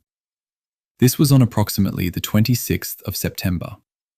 The meeting covered the practical architecture of the operation, which streets would carry the columns, where the perimeter would be established, how the outer cordon would be staffed, how the flow of people from the assembly point to the ravine would be managed. There were representatives from multiple institutional structures at that table: the SS killing unit, the Wehrmacht city administration, the Ukrainian police. The massacre at Babi was not the act of one organization. It was a collaborative institutional project, planned at a meeting, staffed by multiple agencies, and executed with a level of logistical coordination that a conventional military planner would recognize immediately. Dina Mironovna Pronicheva was an actress at the Kyiv Puppet Theatre. Her mother was Jewish, her father was not. She arrived at the assembly point on the morning of the 29th of September with her parents and joined the column moving toward the edge of the city. Her testimony, given at the Kiev war crimes trial on the 24th of January, 1946, is one of the most precisely detailed survivor accounts of any Einsatzgruppe operation in the entire archive. She describes the columns moving through the city. Orderly, quiet, the ordinary sounds of a large group of people walking. And then the moment, somewhere in the approach to the ravine, when the nature of what was happening became unmistakably clear. The realization moved through the crowd as a ripple. There were no trains visible anywhere. There had never been any trains. She describes being separated, stripped of her belongings, pushed toward the edge of the ravine, falling before a shot found her, and lying still beneath the weight of others who fell after. She lay there through the afternoon and into the evening. After dark, she climbed the ravine wall. She walked back into Kiev, covered in blood. She survived the German occupation in hiding and lived until 1977. Her testimony is not the only survivor account from Babi Yar, but it is the most complete, and it was given under oath at a formal legal proceeding before the evidence of memory could be significantly distorted by time. The mechanics of the two-day operation have been reconstructed from multiple sources. The German Ereignismeldung submitted to Berlin, post-war testimony from both survivors and perpetrators, Soviet forensic investigation, and the records of the Kiev war crimes trial. Sonderkommando 4A's core strength of roughly 150 SS personnel was augmented by 2 Order Police battalions and Ukrainian auxiliary police units, bringing the total participating force to several hundred men. The process was managed in stages. Victims were separated from their luggage at an early point in the approach, then moved forward through successive checkpoints where documents and valuables were collected, clothing removed, before the final approach to the ravine edge. The operation ran continuously through the 29th and 30th of September. The German operational report filed subsequently to Berlin states the figure of 33,771. It does so with a precision that historians have questioned, noting that genuinely counting individual bodies in those circumstances would have been physically impossible. The number may be a rounded administrative estimate that has the appearance of exactitude without the substance of it. The actual figure may have been higher. The precise wording of the Ereignismeldung's report of Babi Yar, filed as Operational Situation Report, USSR number 106, on the 7th of October 1941, states the figure in the flat, unadorned language of an administrative tally. This is the document's most significant quality and the most difficult to sit with. 33,771 names, lives, families, histories, compressed into a 2-line administrative entry alongside operational notes about the disposition of property and the cooperation of local authorities. The document wasn't written to shock anyone. It was written to inform Berlin that the operation had been completed successfully and the relevant statistical outcomes recorded. Heydrich received it. Himmler would have received summaries. The administrative chain of information ran from the ravine to the highest levels of the SS state with complete efficiency and total indifference. I've read Dina Pronicheva's testimony in multiple translated versions, and across all of them, the moment I can't move past is not the ravine itself, it's the walk. The 2 hours of walking through Kiev's streets, 33,000 people carrying luggage, moving through a city that had been a city the day before. The ordinary sounds of that, feet on pavement, children asking questions, the mundane friction of a large crowd moving through an urban space, against what was waiting at the end of the walk. History tends to compress this into a before and after, but the walk was its own category of experience, and Pronicheva's testimony preserves it with a fidelity that no administrative document could. She wasn't describing a historical event when she spoke at that trial. She was describing a Tuesday morning. What happened at Babi Yar after the September massacre is also part of the record, and it extends the story in directions that are important to understand. The ravine was used as a killing site continuously for the 2 years of German occupation of Kyiv. Soviet POWs, Ukrainian civilians, Romani people, psychiatric patients from Kyiv's hospitals were brought there and killed. The total number of people buried at Babi Yar across the occupation period is estimated at somewhere between 100,000 and 150,000 by various post-war investigators and historians, with the figure varying depending on which categories of victim and which periods of operation are included in the count. And then, in the summer of 1943, with Soviet forces advancing and the German occupation of Ukraine clearly entering its terminal phase, Paul Blobel returned to Babi Yar at the head of a prisoner labor unit, with orders to exhume and burn what was buried there. That story belongs later in this account, but it's worth knowing, even here, that the men who organized the killing also planned, in advance, the destruction of the evidence. The planning for erasure began before the occupation of Kyiv ended. The Soviet political treatment of Babi Yar after the war is a history of suppression that lasted nearly half a century. The Soviet state's propaganda framework required that Nazi victims be described as Soviet citizens or peaceful civilians, a categorization that was factually true, but that systematically erased the specifically Jewish character of the primary massacre. Stalin's state wasn't interested in emphasizing Jewish victimhood. It needed a narrative of fascist crimes against Soviet people, not against a specific group whose communal identity complicated the universal Soviet citizen framing. The poet Yevgeny Yevtushenko wrote his famous poem about Babi Yar in 1961, explicitly protesting the absence of any memorial at the site and the suppression of its Jewish identity. The poem caused a significant political controversy in the Soviet Union. Dmitri Shostakovich set it to music in his 13th symphony. Soviet authorities were not pleased by either work. The site remained without a permanent memorial acknowledging its specifically Jewish character until after the dissolution of the Soviet Union. There was, additionally, an attempt by Soviet authorities in 1961 to physically erase what remained of the site by filling the ravine with industrial slurry from a nearby brick factory and converting the area into a sports and recreation complex.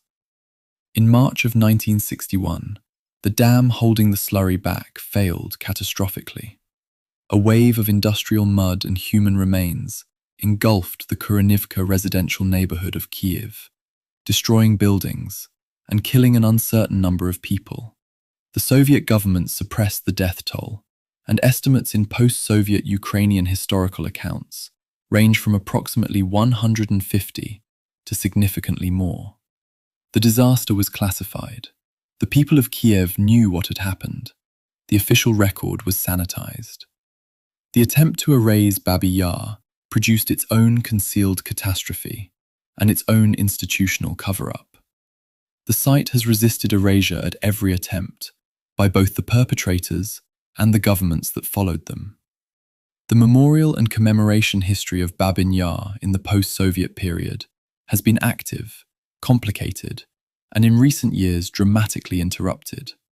The Babi Yar Holocaust Memorial Center, supported by international funding and developed from the mid-2010s, was in the process of construction when the Russian full-scale invasion of Ukraine began on the 24th of February, 2022. On that first day of the invasion, Russian cruise missiles struck near the site, damaging structures in the vicinity of the memorial. The Russian government denied that the site had been hit. Ukrainian emergency services documented the damage. The ongoing war has halted further memorial construction and created a situation in which the most documented single-incident massacre in the history of the Holocaust by bullets is now located in an active war zone, its commemoration suspended, its physical surroundings subject to military violence. There is no comfortable framing for that convergence. There isn't one that I've been able to find anyway. The summer of escalation, July to September 1941. Somewhere in the summer of 1941, between late July and mid-August, if the documentary record is read carefully, something changed. The change isn't announced in any single surviving document. There is no order in any archive that says, on this date, expand the category of people to be killed to include women and children. What there is instead is a pattern, visible across multiple Einsatzgruppen simultaneously, visible in the changing ratios of the kill tallies recorded in the Jäger report and the Ereignismeldungen, visible in the sudden appearance of new language in operational reports. And the pattern points toward a decision that was made somewhere, by someone, and communicated to the field in a way that left no paper trail that has survived. The historiographical debate about this transition is one of the most important and most genuinely unresolved arguments in Holocaust scholarship. And I think it deserves to be presented as exactly what it is, an argument, not a settled conclusion. The Jäger report is the clearest documentary evidence of the shift. Karl Jäger's kill tallies for Einsatzkommando 3 show a pattern that historians including Jürgen Matthäus have analyzed with considerable precision. Through late June and into the first weeks of July of 1941, the entries in Jäger's columns are predominantly adult Jewish men. Women appear in smaller numbers. Children are largely absent from the tallies. Then, through the second and third weeks of July, the ratio begins to change. Women appear in growing proportions, and then, in an entry dated from August of that year, a category appears for the first time: Jewish children. Not as an exceptional or noted addition, just as another entry in the ledger, listed alongside men and women as a standard reporting category. Something had changed, and it had changed across multiple Einsatzgruppen simultaneously. Matthäus's analysis, cross-referencing the Jäger data against the Ereignismeldungen from other groups, finds the same pattern shift occurring in approximately the same time frame across units operating hundreds of kilometers apart. Coordinated shifts across geographically separated units imply a central directive. Ereignismeldung, USSR, number 47, dated the 9th of August 1941, contains a line that is as significant as any in the entire series of operational reports. It appears in a routine operational update from Einsatzgruppe C, buried in the third paragraph of a longer passage. The attitude of the population had been changed by the fact that Jewish women and children had now also been included in the executions. The sentence is written as a fait accompli, as a description of something already implemented and already producing observable effects on the surrounding population's attitude. There is no preceding document in the Ereignismeldungen series that introduces this expansion. It appears in the archive as an event that had already happened, reported in the past tense, with no authorizing document preceding it. The order that expanded the killing to include entire Jewish communities, women, children, the elderly, was either given verbally or communicated through channels that left no surviving written record, or has been destroyed. The absence is significant enough that it has shaped decades of historical interpretation. The visit that Himmler paid to the Minsk region in late August of 1941 is one of the most discussed single events in the historiography of the escalation question. He witnessed a mass shooting conducted by units of Einsatzgruppe B. By multiple accounts, including the memoir of his personal physician and masseur, Felix Kirsten, whose reliability historians treat as partial and context-dependent, Himmler was physically disturbed by what he witnessed. He apparently became unwell during the shooting. Accounts describe him asking that the operation be managed differently, that the personnel involved be supported psychologically, that the method be reconsidered. Peter Longerich has interpreted this as evidence that the full expansion of killing to women and children was still not universally settled policy at the highest levels as late as August of 1941. Christopher Browning's reading of the same event emphasizes different elements, arguing that Himmler's discomfort was about the method, not the mission. and that what he took away from Minsk was a reinforced conviction that a more humane killing technology needed to be found. Humane, in this context, meaning humane for the perpetrators, not for the victims. Both historians are working from the same limited evidence base and reaching different conclusions. The evidence genuinely supports more than one interpretation. The Kamenets-Podolsk massacre at the end of August of 1941 is the largest single killing operation before Babi Yar, and it introduced a dimension to the Einsatzgruppen story that is almost never discussed in mainstream accounts. Hungarian authorities had, in the summer of 1941, deported approximately 11,000 Jewish people, stateless Jews, mainly of Polish origin living in Hungary, into German-occupied Ukrainian territory, handing them to German control at the border. Those 11,000 people were incorporated into the killing operation at Kamenets-Podolsk, which over several days in late August killed an estimated 23,600 people. Hungary was, nominally, an independent Allied state. Its government made a sovereign decision, through its own bureaucratic processes, to hand 11,000 people to German occupation forces in a context where the likely consequences were, by that point, not unknowable. Hungary would not formally participate in the deportation of its own Jewish population to death camps until 1944. But in August of 1941, the Hungarian state contributed thousands of people to an Einsatzgruppe killing operation. This fact sits uncomfortably in standard Holocaust narratives that treat Hungary's complicity as a 1944 story.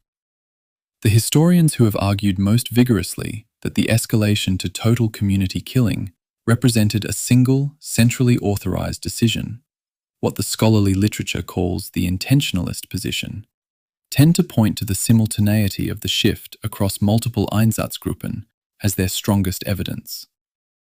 The functionalist or structuralist response, associated with scholars like Martin Brosat and Hans Mommsen, argues that the escalation was the result of cumulative radicalization, of local commanders extending their own operational mandates in a context where each escalation went unrebuked and generated implicit permission for the next. The functionalists point to the absence of any single authorizing document as evidence that no such document existed, that the decision was emergent rather than directed. I find this debate genuinely unresolved, and I'm suspicious of accounts that present it as settled in either direction, because the evidentiary record supports neither a definitive intentionalist nor a definitive functionalist conclusion. What the record supports is the conclusion that by mid-August of 1941, entire Jewish communities, men, women, children, the elderly, were being killed across all 4 Einsatzgruppe zones simultaneously, and that this represented a qualitative transformation in the scope of what the mobile killing squads were doing. The psychological implications of the expansion to women and children are documented in the operational records in oblique but legible ways. The personnel transfer requests that spike in August and September of 1941, the requests citing psychological exhaustion, nervous breakdown, inability to continue special tasks, occur in the same time frame as the documented expansion of victim categories. The two phenomena are related. The killing of adult Jewish men, framed within a particular ideological context as the elimination of political and security enemies, was something the perpetrators could maintain a certain operational distance from. The framing, however monstrous, provided a kind of ideological scaffolding.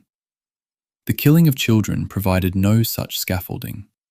The operational reports from August and September reference this problem in coded language, noting emotional difficulties and the need for psychological support measures. The alcohol allocations to units conducting killing operations increase in the same period, according to supply records cited in multiple historical analyses. The machine was producing costs in human material that the logistics system had to manage. The question of what authorized the expansion to total community killing, whether it was a verbal order from Hitler, a directive from Himmler, a cumulative field-level radicalization, or some combination of all three, is not merely an academic dispute. It has direct implications for how we understand the decision-making process that produced the Holocaust as a continental program. If the escalation was centrally directed, it means that someone at the top of the Nazi state made a specific decision in the summer of 1941 that constitutes the key decision point in the Holocaust's genesis. If it was emergent, if field commanders escalated without explicit authorization, and the escalation was ratified retrospectively, it means the Holocaust as a program evolved through a process that was more distributed, more contingent, and in some ways more disturbing than the model of a single leader's directive. The absence of the authorizing document keeps both possibilities alive, and I think it's worth sitting with the discomfort of that uncertainty, rather than resolving it artificially in either direction for the sake of a cleaner narrative. Between the 1st of July and the 30th of September 1941, 92 days, the four Einsatzgruppen killed an estimated 350,000 to 450,000 people. If you divide that by 92, you get a daily average somewhere between 3,800 and 4,900 murders, sustained 7 days a week. No death camp would reach comparable rates until the Treblinka extermination facility achieved full operational capacity in the summer of 1942. The Einsatzgruppen did this not in sealed facilities with gas chambers and railway infrastructure, but in fields and forests and ravines, with guns and fuel and entrenching tools requisitioned through military logistics systems, staffed by men who went to sleep in billets and woke up the next morning and went back to work. The scale, maintained across 3 months, represents something that the word atrocity is too small to contain. The summer of 1941 ended with the Einsatzgruppen having moved through hundreds of communities across the Baltic states, Belarus, Ukraine, and the southern steppe.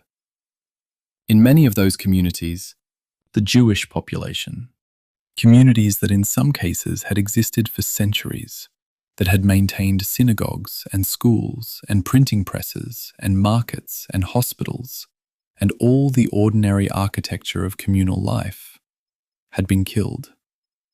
Not reduced, not dispersed, killed. The operational reports record this in the language of administrative completion. The Ereignismeldungen use phrases like, "The Jewish question in this locality has been resolved. Die Judenfrage wurde gelöst," the way a municipal official might report that a zoning problem had been addressed. The gap between the bureaucratic language and the human reality it describes is enormous, and it was designed to be enormous. The language was a tool for managing the distance between what was being done and what it would have felt like to describe it plainly. Even the perpetrators needed that distance. Even they couldn't always write it straight. The men with guns. Perpetrator psychology at ground level. A letter exists, found after the war in a German postal archive, cited by Christopher Browning in his research on the perpetrators of Holocaust violence. Written by a man named Walter Mattner, a Viennese postal clerk who had been conscripted into an order police battalion and found himself in the occupied East in the autumn of 1941.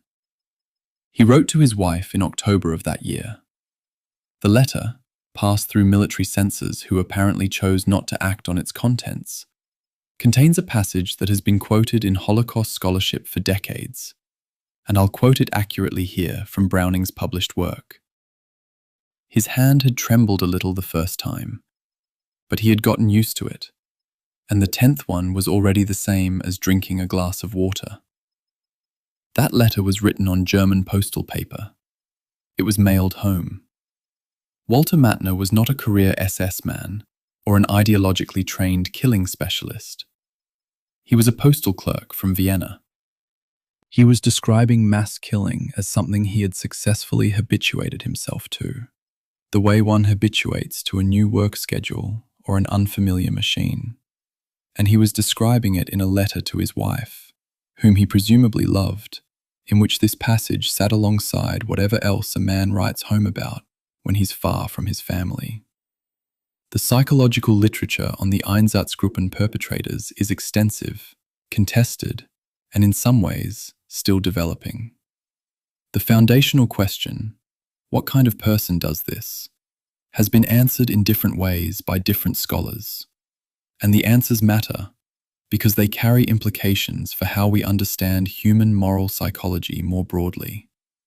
James Waller's study of perpetrator psychology, published in the early 2000s, identifies 4 principal mechanisms of psychological adaptation documented in perpetrator testimony and records.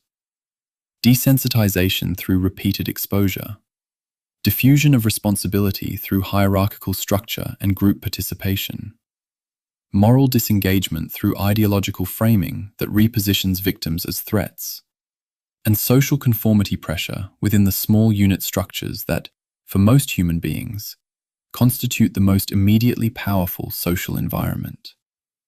What Waller's framework emphasizes, and what I think is genuinely important to hold on to, is that none of these mechanisms required the prior existence of pathological psychology.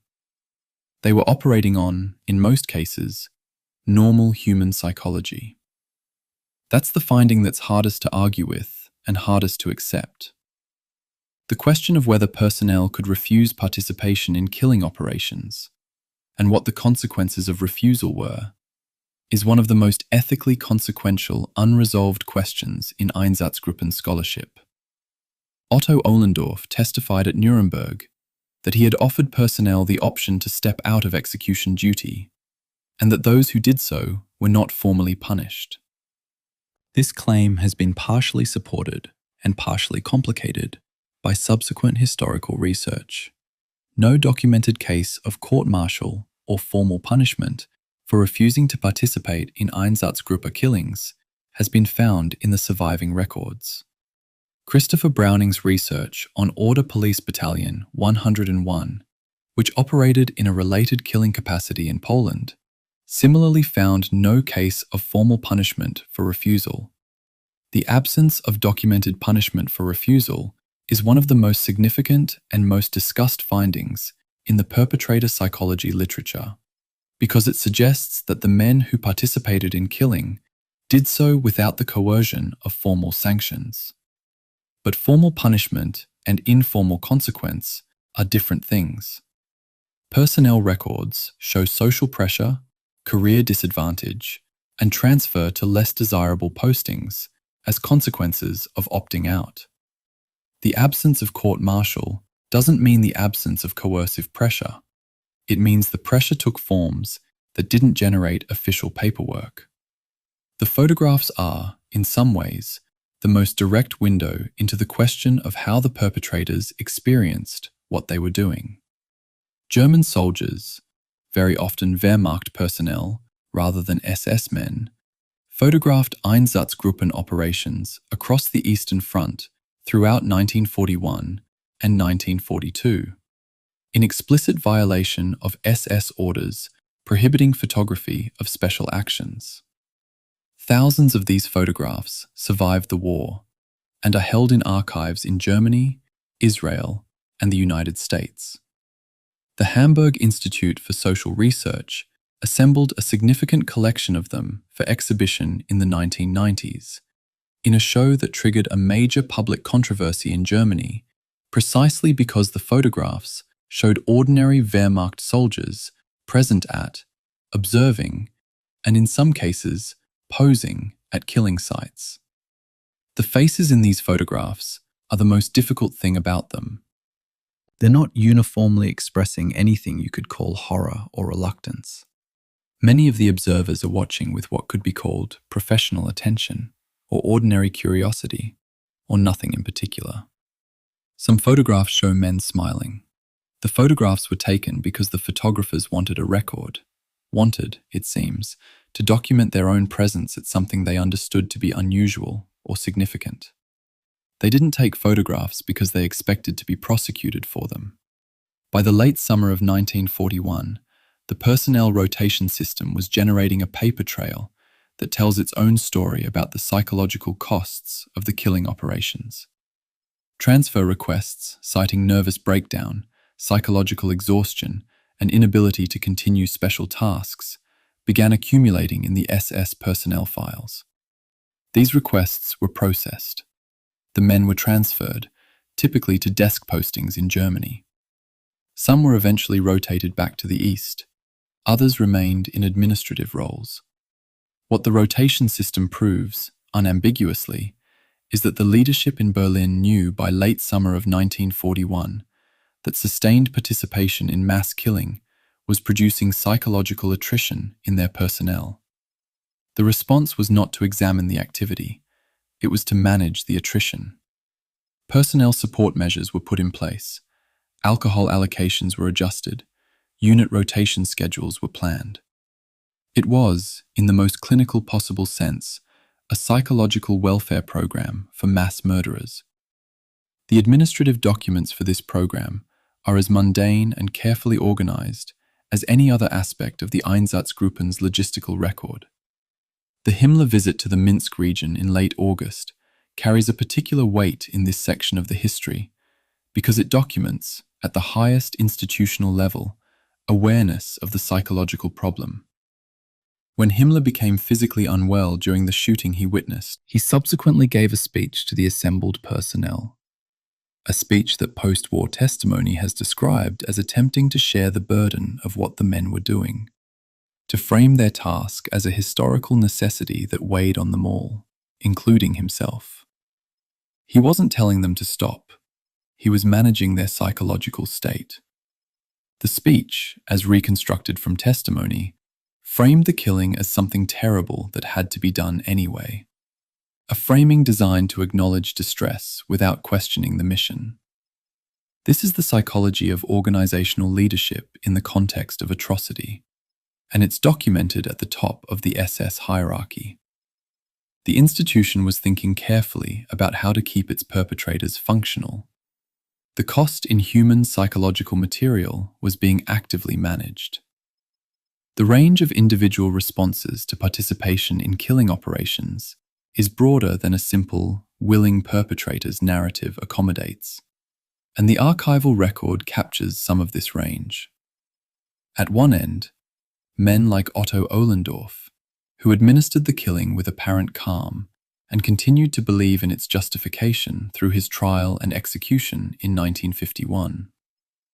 At another, men who requested and received transfers, who drank heavily, who, in a small number of documented cases, suffered what contemporaneous records describe as complete psychological breakdown.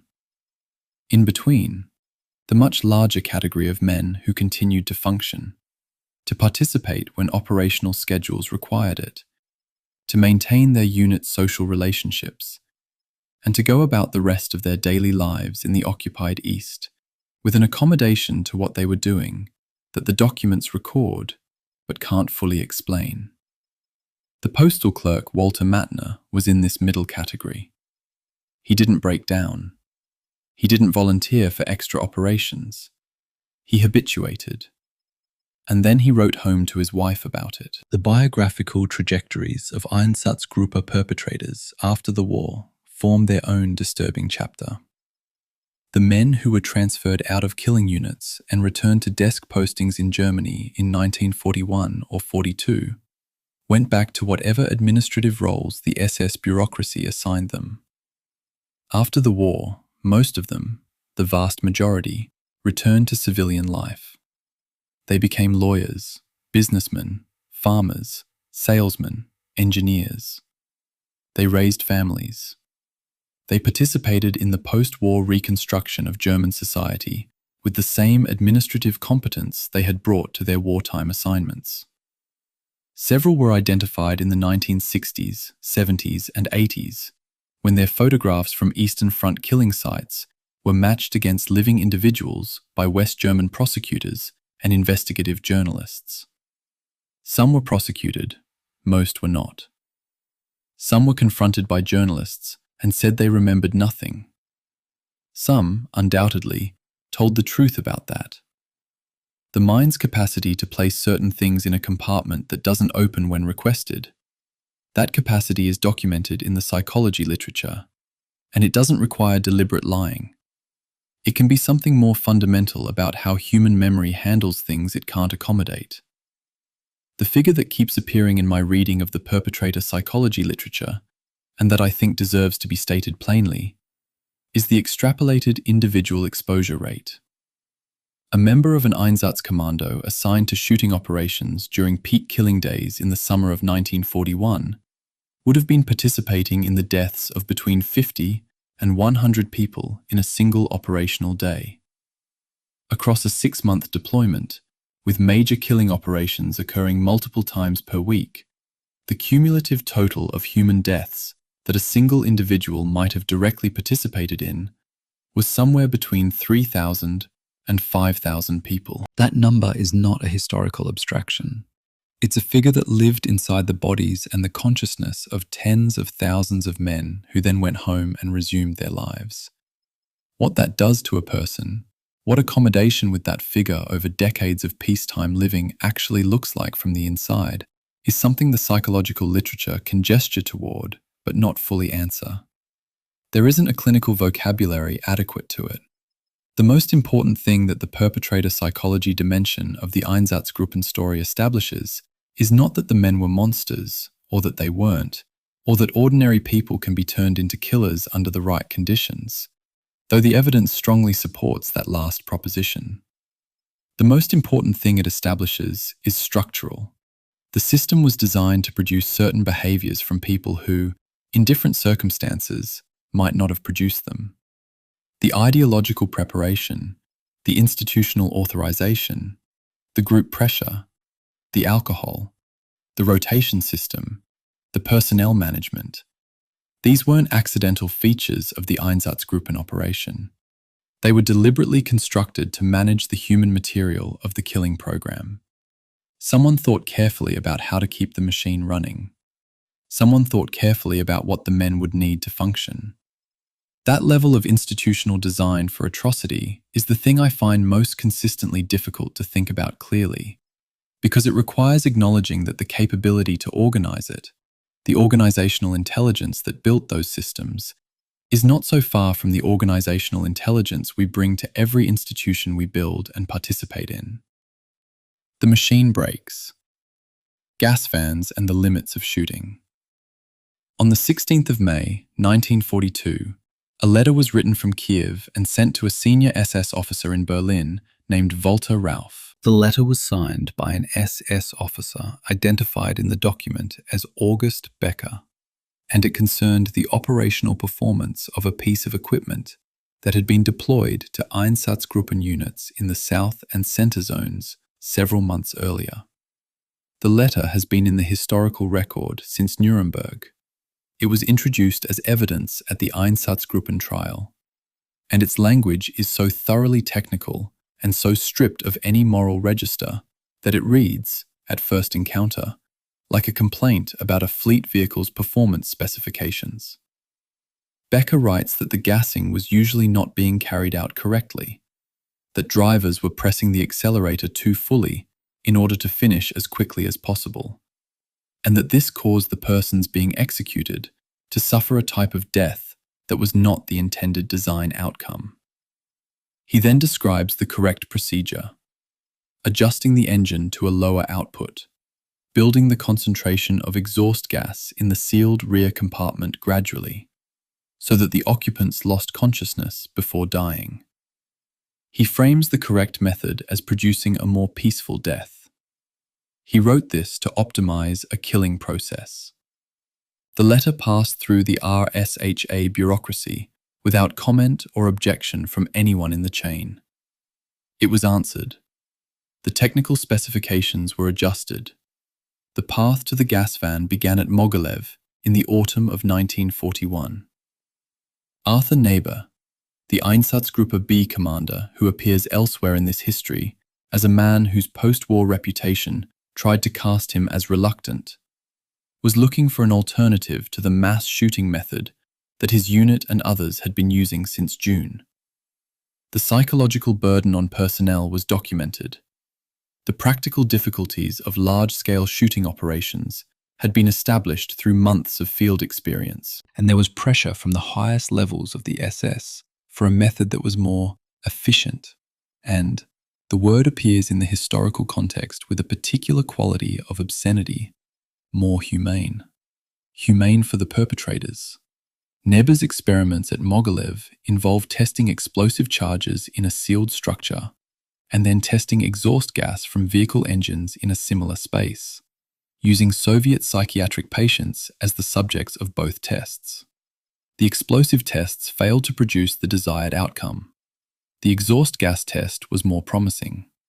Neber's findings were reported to Berlin.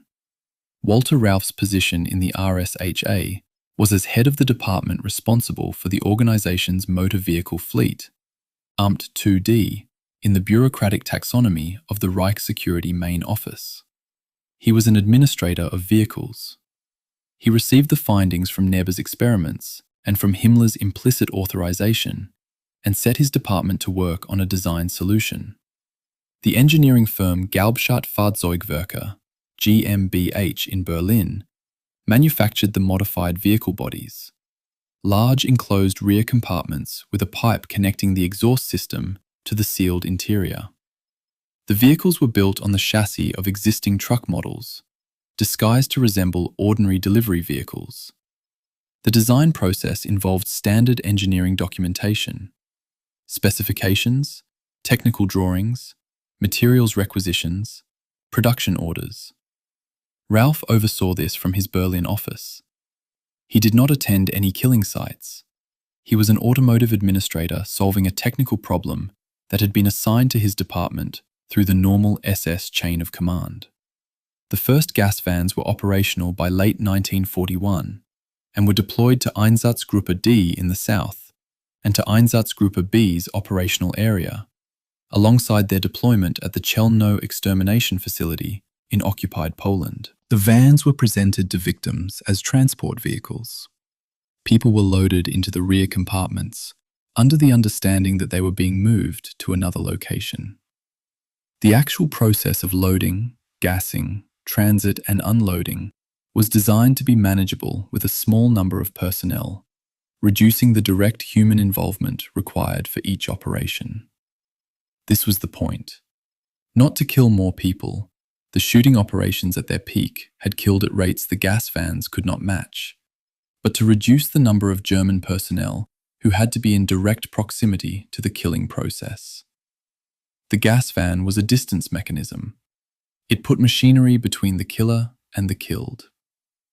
The Becker letter's description of the incorrect and correct operating procedures reveals something specific about how the design goals of the gas van program were framed within the bureaucratic culture of the RSHA. The concern expressed is not that people are being killed. The concern is that they are being killed in a way that doesn't match the specified design parameters. Becker's critique is the critique of a quality control officer finding that field implementation deviates from the engineering specification.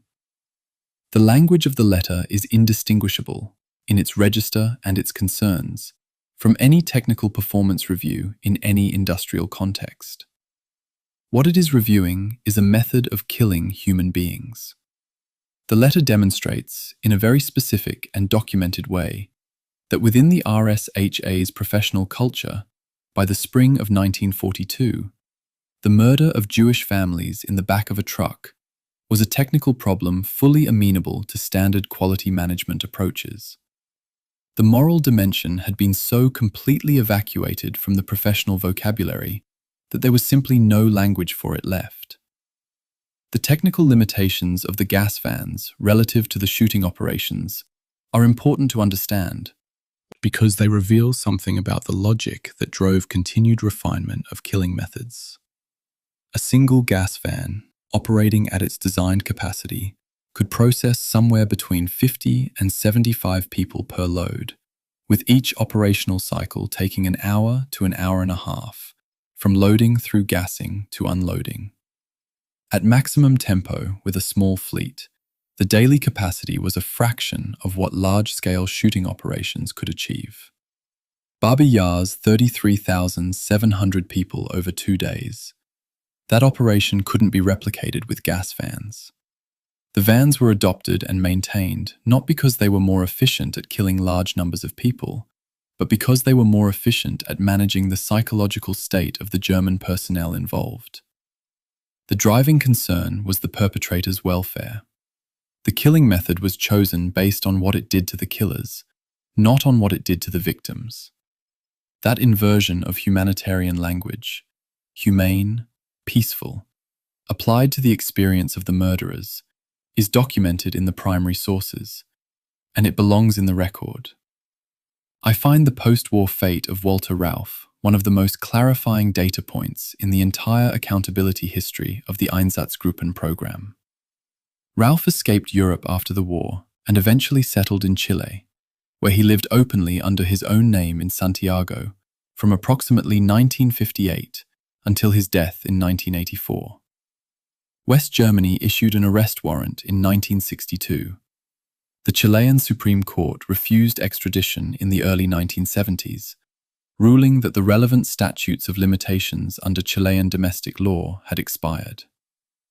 Simon Wiesenthal tracked Rauff for more than 2 decades.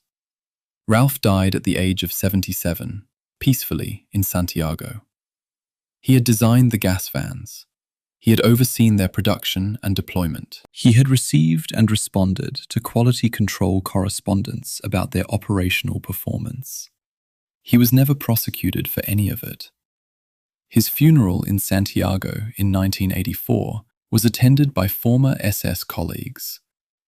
West German intelligence had apparently maintained contact with him during the Cold War period, a detail that the German government has not fully accounted for publicly. The Mogilev experiments, the ones Neighbor conducted on psychiatric patients in the autumn of 1941, represent a category of crime that the gas van narrative tends to absorb rather than separately examine. The patients used in those experiments had no knowledge of what was being done to them or why. They were Soviet citizens confined in a psychiatric facility who became, through the proximity of the facility to Einsatzgruppe B's operational area and Neighbor's search for a technical solution, the subjects of experiments in mass-killing methodology. Their deaths are typically footnoted in histories of the gas van program as technical precedents. They were people. They deserve the same acknowledgement as any other Einsatzgruppe victims, and the fact that they were used as experimental subjects, rather than being killed in a standard operational context, is a specific additional dimension of what was done to them. The gas van program also intersects with the development of the death camp system in ways that the documentary record preserves.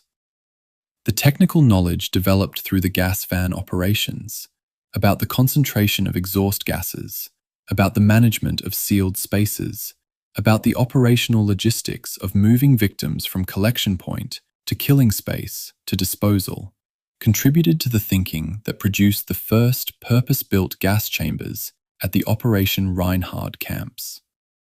The personnel who had managed gas van operations in Einsatzgruppe zones were available as a knowledge resource when the camp system was being designed and staffed. The Einsatzgruppen weren't simply a parallel killing system to the death camps. They were, in part, a development environment for the methods and institutional knowledge that the camp system later applied at industrial scale. The history moves in one direction, from Mogilev to Chelmno to Belzec, and the direction is documented in the records of personnel transfers, technical correspondence, and operational reports that connect the mobile killing operations to the fixed extermination infrastructure. The Becker-Rauff correspondence is now taught in university ethics courses and management programs as a case study in what scholars of organizational behavior call moral laundering through technical vocabulary, the use of professional administrative language to strip moral accountability from decisions of enormous ethical consequence. It appears in curricula at business schools and military academies, because the dynamic it demonstrates isn't unique to the RSHA.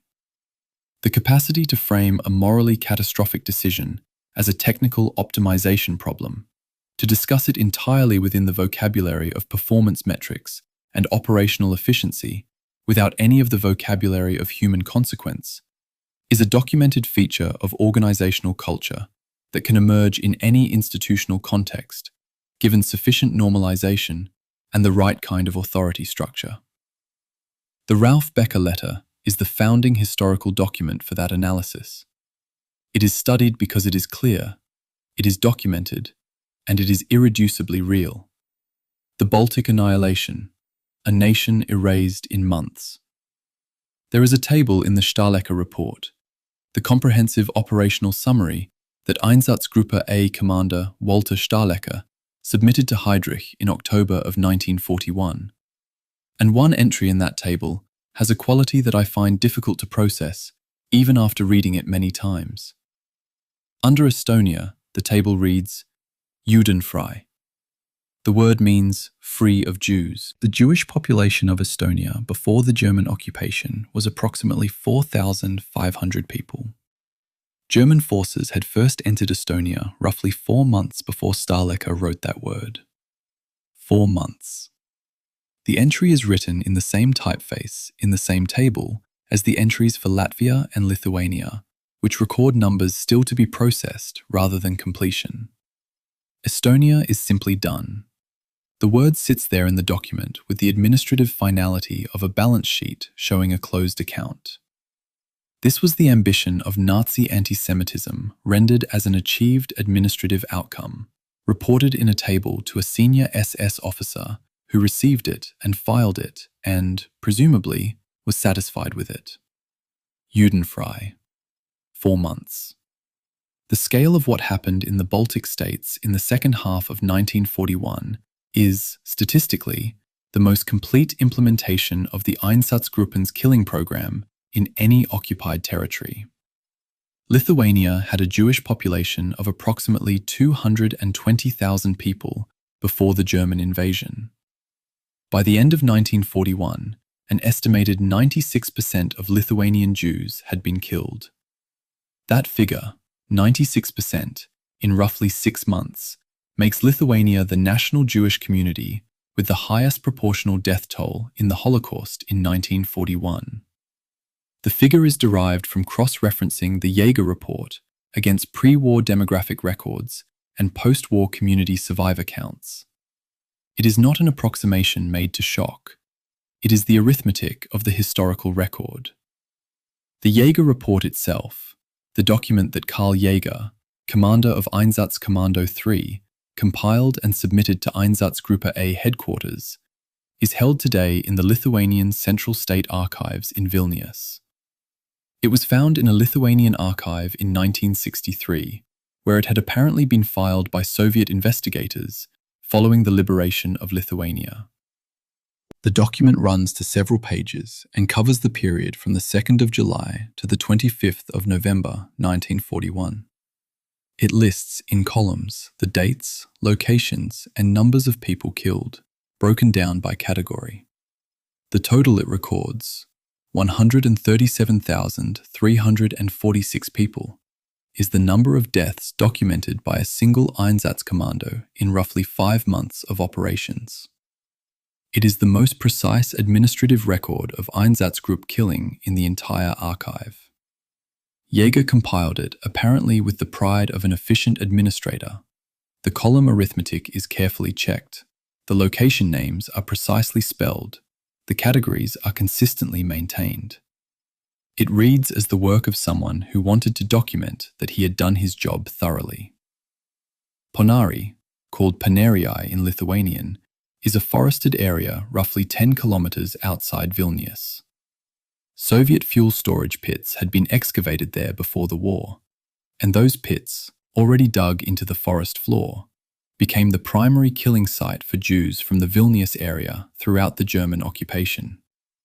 The killings at Ponari began in early July of 1941 and continued through the occupation period, with Einsatzkommando 3 and Lithuanian auxiliary units bringing Jewish men and women and children from the Vilnius ghetto and surrounding communities on a schedule that generated entries in the Jaeger report across the entire 5-month period the report covers.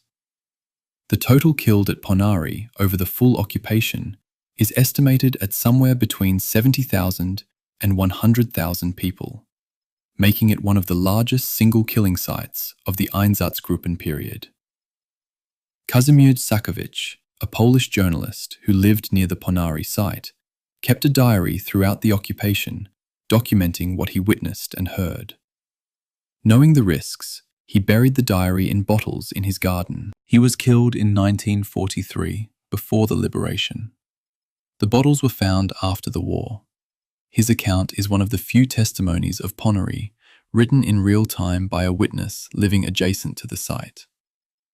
The diary of a Jewish physician in Kaunas, whose account survives in Soviet archival records cited in Yad Vashem studies, describes the experience of living inside the Kaunas ghetto during the period of the liquidation actions. By November of 1941, multiple major operations had reduced the ghetto population from approximately 30,000 people to something in the range of 17 to 18,000. The physician writes about the mathematics that ghetto residents used to calculate their survival odds, a kind of probability thinking forced on people who had no reliable information and no control over what was going to happen to them. He writes about maintaining medical practice in conditions where patients arrived in states of psychological and physical trauma that had no established clinical category. He writes about a child who asks where her father went, and about his inability to give the child an answer that is both honest and survivable.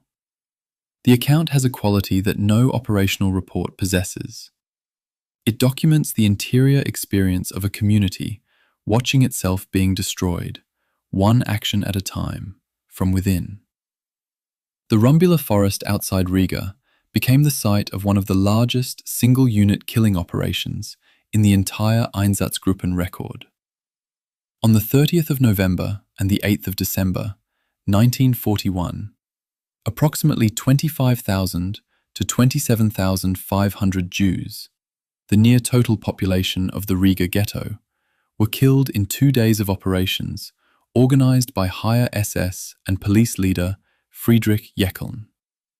The logistical coordination required to move that number of people from the ghetto to the killing site in organized groups, manage the undressing and property collection points, maintain the perimeter, and sustain a continuous killing operation across 2 days involved a level of operational planning that the operational reports document with some specificity. Jeckeln organized the process in successive groups of approximately 1,000, marching from the ghetto beginning at 6 in the morning, with each group moving through a series of managed checkpoints before reaching the shooting site. The operation at Rumbula, in terms of its daily rate, exceeded even Babi. The Rumbula operation also contains what is probably the most significant single bureaucratic document in the entire question of how far up the Nazi command structure the full authorization for mass killing ran. On the 30th of November, 1941, the first day of the Rumbula massacre, Himmler's telephone log records a call with Reinhard Heydrich, followed by a note that reads in the relevant passage, "No liquidation in connection with a Jewish transport from Berlin." The note concerned a specific train of German Jews that had been sent eastward and was being processed at Riga along with the Latvian Jews of the Rumbula operation. Himmler intervened to halt their killing. The intervention came too late. The transport had already been processed. But the intervention itself, the fact that Himmler placed a call and wrote a note specifically to halt the killing of German Jews in a context where the killing of Latvian Jews was proceeding without intervention, tells us something specific about the distinctions still being maintained at that moment at the highest levels of the SS. It's a distinction that Longerich and Browning read differently, and neither reading is without evidentiary support. But the document exists, and it means something.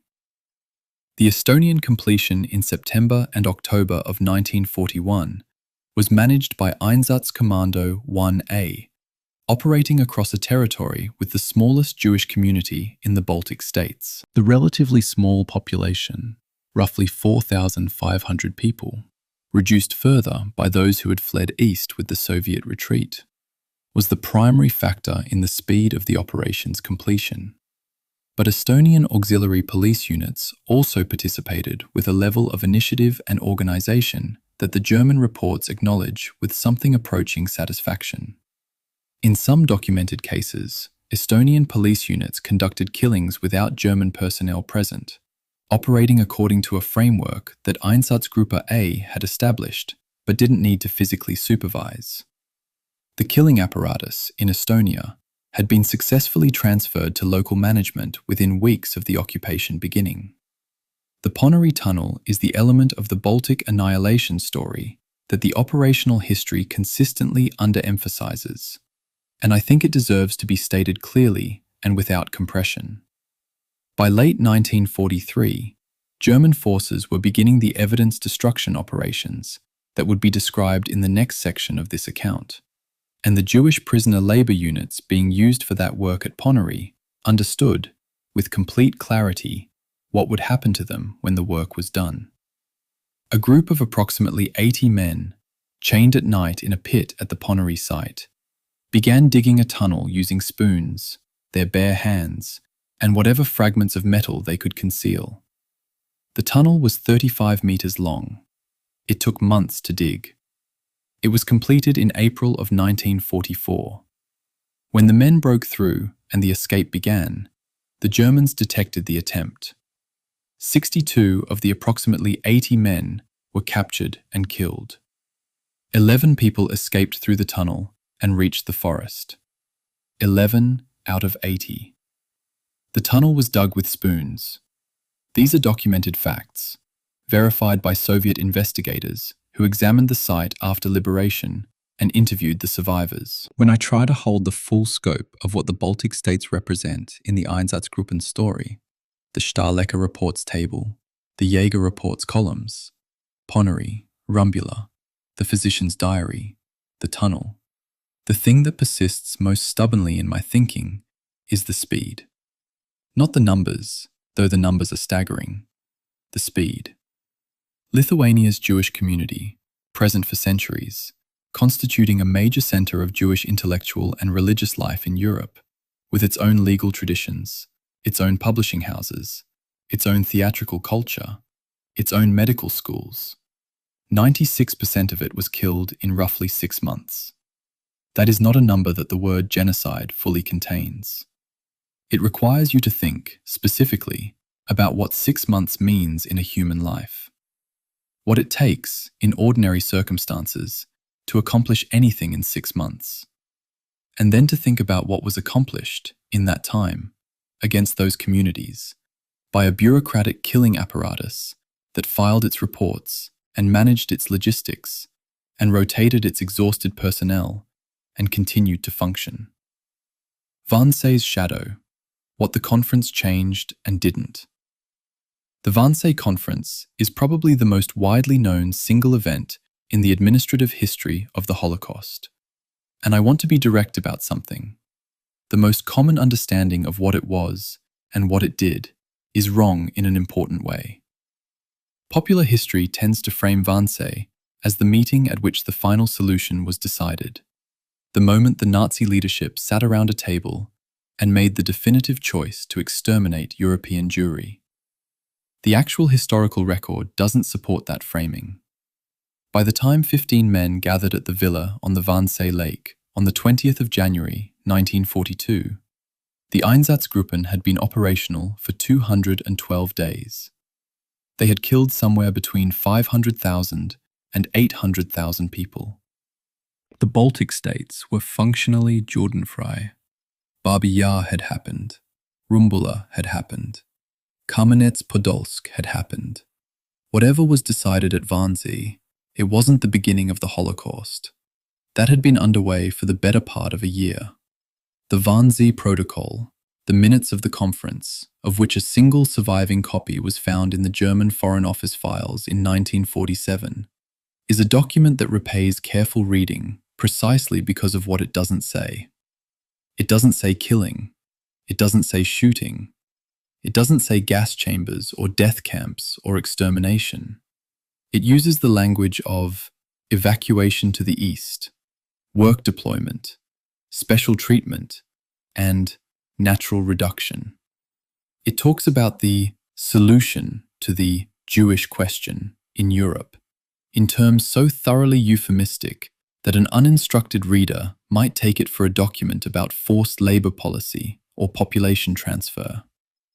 Adolf Eichmann, who served as conference secretary and took the minutes, testified at his Jerusalem trial in 1961 that the spoken discussions at Wannsee were considerably more explicit than anything the protocol recorded, that participants used direct language about killing that he, by that point a veteran of the SS's killing apparatus, had not previously heard stated so openly in a formal meeting. The protocol is the sanitized public record. The spoken meeting was something more. There is a fact about the Wannsee Protocol that strikes me as consistently underemphasized in documentary accounts of the conference. The Einsatzgruppen are not mentioned in it. Not once. The mobile killing operations that had been running across the Soviet territories since June of 1941, the operations that had killed hundreds of thousands of people in the 6 months preceding the conference, are not referenced by name anywhere in the surviving record of the meeting.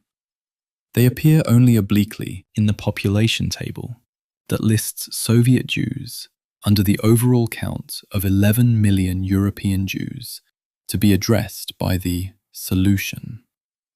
Those Soviet Jews include the populations of Lithuania and Latvia and Estonia that were already functionally gone by the time the conference met.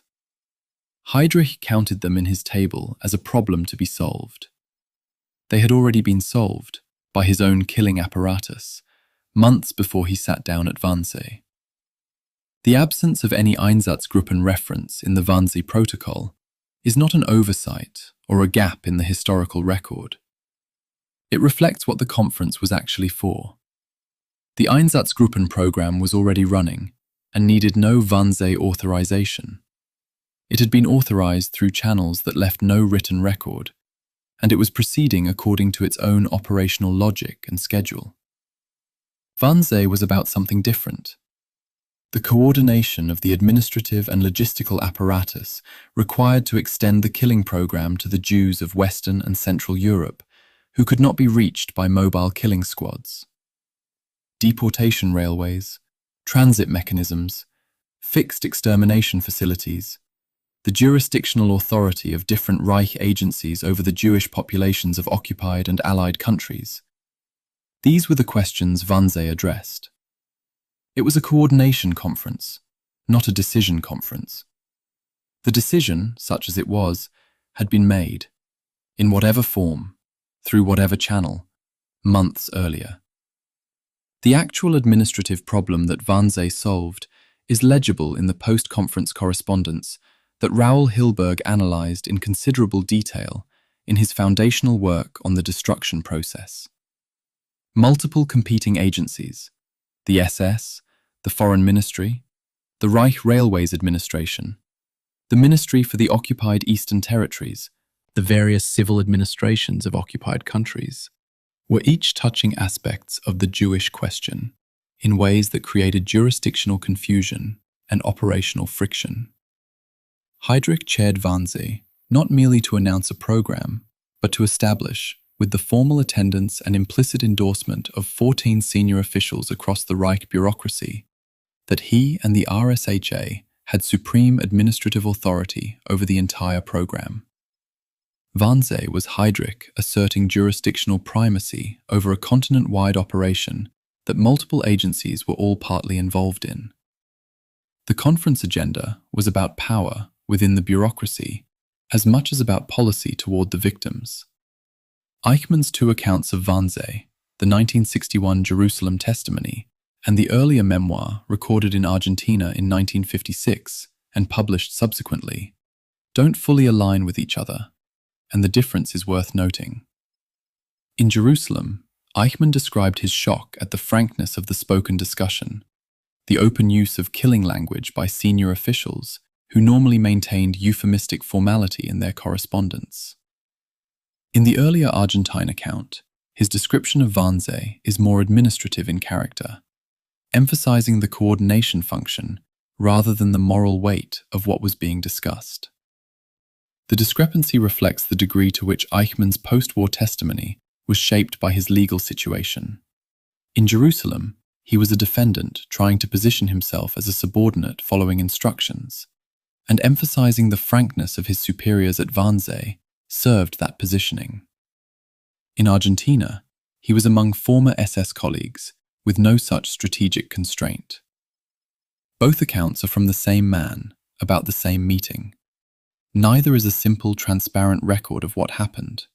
The population table in the Wannsee Protocol is one of those historical documents that rewards very slow reading. It lists Jewish population figures by country across Europe, from Ireland, which Germany had not occupied, to the European portion of Russia.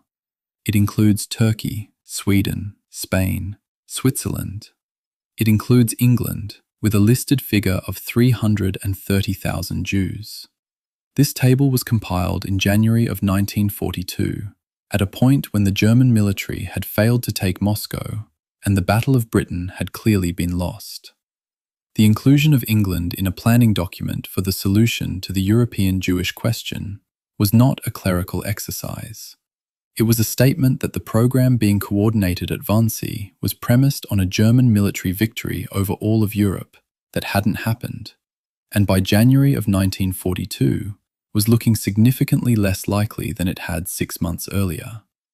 The gap between the ambition expressed in that table and the military reality of the Eastern Front in January of 1942 is one of the more instructive ironies in the documentary record. What didn't change after Wannsee is as significant as what did. The Einsatzgruppen operations continued in exactly the same pattern after January of 1942 as they had before it. No new orders were issued, no operational adjustments documented, no changes in personnel structure implemented. The Ereignismeldungen series continued to arrive in Berlin. The daily tallies continued to fill columns. The personnel rotation requests continued to be processed. If Wannsee had represented a fundamental decision point or operational authorization for the Einsatzgruppen, you'd expect some change in the operational record. There isn't one. The machine kept running at the same tempo in the same way it had been running since the previous June. Because Wannsee wasn't for the machine was already running. The villa where the Wannsee conference was held was a requisitioned Jewish property, an elegant house on the lake that had been seized from its previous owners and allocated to the SS as a guest facility. After the war, the building passed through various uses before being established as a memorial and educational center, the Gedenkstätte Haus der Wannsee Konferenz, which opened in 1992.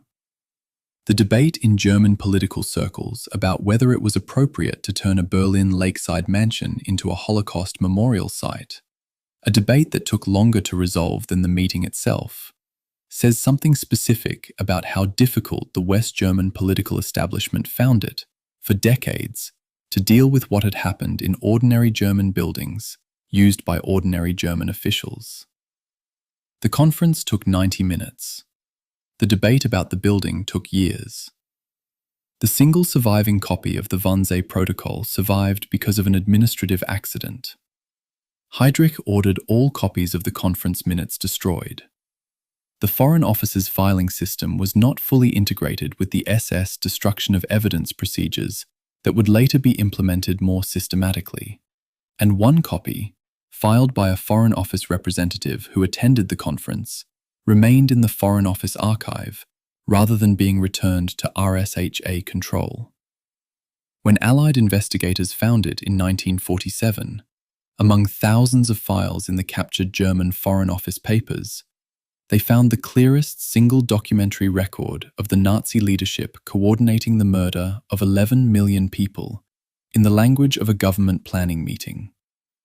The document survived because two bureaucracies didn't communicate with each other about their filing systems. History has strange preservation mechanisms, and they have very rarely been stranger than this. The second wave, 1942, Aktion Reinhard, and the Einsatzgruppen's changing role. There is a personnel transfer order in the German Federal Archives, its existence cited in Yitzhak Arad's comprehensive study of the Operation Reinhard death camps, that reassigns a senior SS officer with extensive experience in the Nazi euthanasia killing program to the newly forming extermination facility at Belzec in early 1942. The document notes his relevant operational experience without specifying what that experience consisted of. It doesn't need to specify. Everyone who signed it and everyone who received it understood what the relevant experience was. What this document captures, in miniature, is one of the most important and least dramatized transitions in the history of the Holocaust. The moment when the institutional knowledge generated by the Einsatzgruppen's 1941 killing operations began flowing into the fixed extermination infrastructure being constructed in occupied Poland. The mobile killing squads and the death camps are usually discussed as separate chapters in Holocaust history. The archival record suggests something more integrated, a transfer of people, methods, and operational knowledge from one killing system to another, managed through the same personnel bureaucracy that had staffed the Einsatzgruppen from the beginning. The Einsatzgruppen did not stop killing in 1942. This is worth stating plainly, because the narrative logic of Holocaust history, which tends to move from the mobile killing squads to the death camps as a kind of technological progression, can create the impression that the Einsatzgruppen became obsolete once Belzec, Sobibor, and Treblinka opened. They didn't.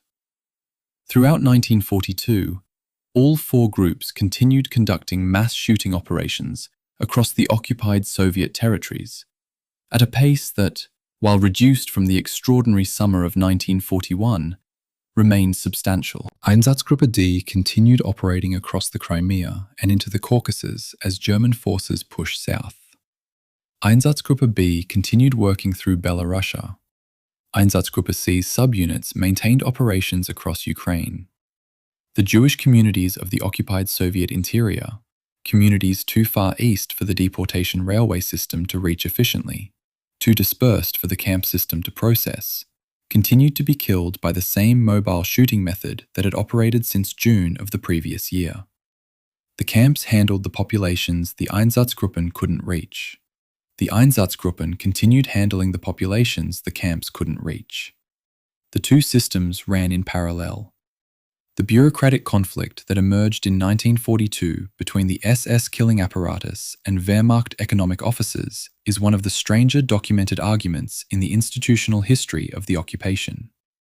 German army economic officers in the occupied Soviet territories had, by early 1942, developed a genuine operational interest in preserving skilled Jewish workers for war production. Tailors, cobblers, metalworkers, craftsmen whose skills were difficult to replace in an occupation zone where German industrial capacity was strained. These officers filed formal objections to specific Einsatzgruppe killing operations on the grounds that the workers being killed represented an irreplaceable loss of production capacity. Adam Tooze's analysis of the Nazi war economy documents this conflict in detail, noting that in some cases, the economic objections succeeded in delaying specific operations, and that local commanders occasionally negotiated temporary exemptions for particular skilled workers. But the permanent outcome of every such negotiation is also documented. The SS consistently won. No Einsatzgruppe killing operation was permanently halted by economic objections. The workers who received temporary exemptions were, in virtually every documented case, eventually killed. The SS's jurisdictional authority over the killing program was absolute, and no economic argument was sufficient to override it. The relationship between the Einsatzgruppen and Operation Reinhard, the codename for the program that built and operated the Belzec, Sobibor, and Treblinka extermination camps, was one of shared institutional knowledge rather than direct operational overlap. The camps were built to process the Jewish populations of occupied Poland and eventually Western European deportees. Communities accessible by railway, reachable through the deportation infrastructure that the RSHA was constructing and the Reich railways were administering.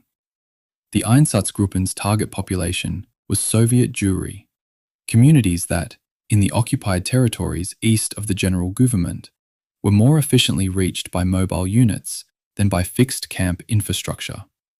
The division wasn't perfectly clean, and there were geographic overlaps and administrative complications, but the broad logic held. Two parallel systems, dividing the killing labor according to geography and logistics. What connected them was personnel, institutional knowledge, and the RSHA command structure that oversaw both. Paul Blobel's reassignment in the summer of 1942 is the moment where the Einsatzgruppen story turns toward evidence destruction, and it deserves careful attention. Blobel, the architect of Babi, the former Sonderkommando 4A commander who had organized the killing of 33,771 people in 2 days, was summoned to Berlin and given a new assignment.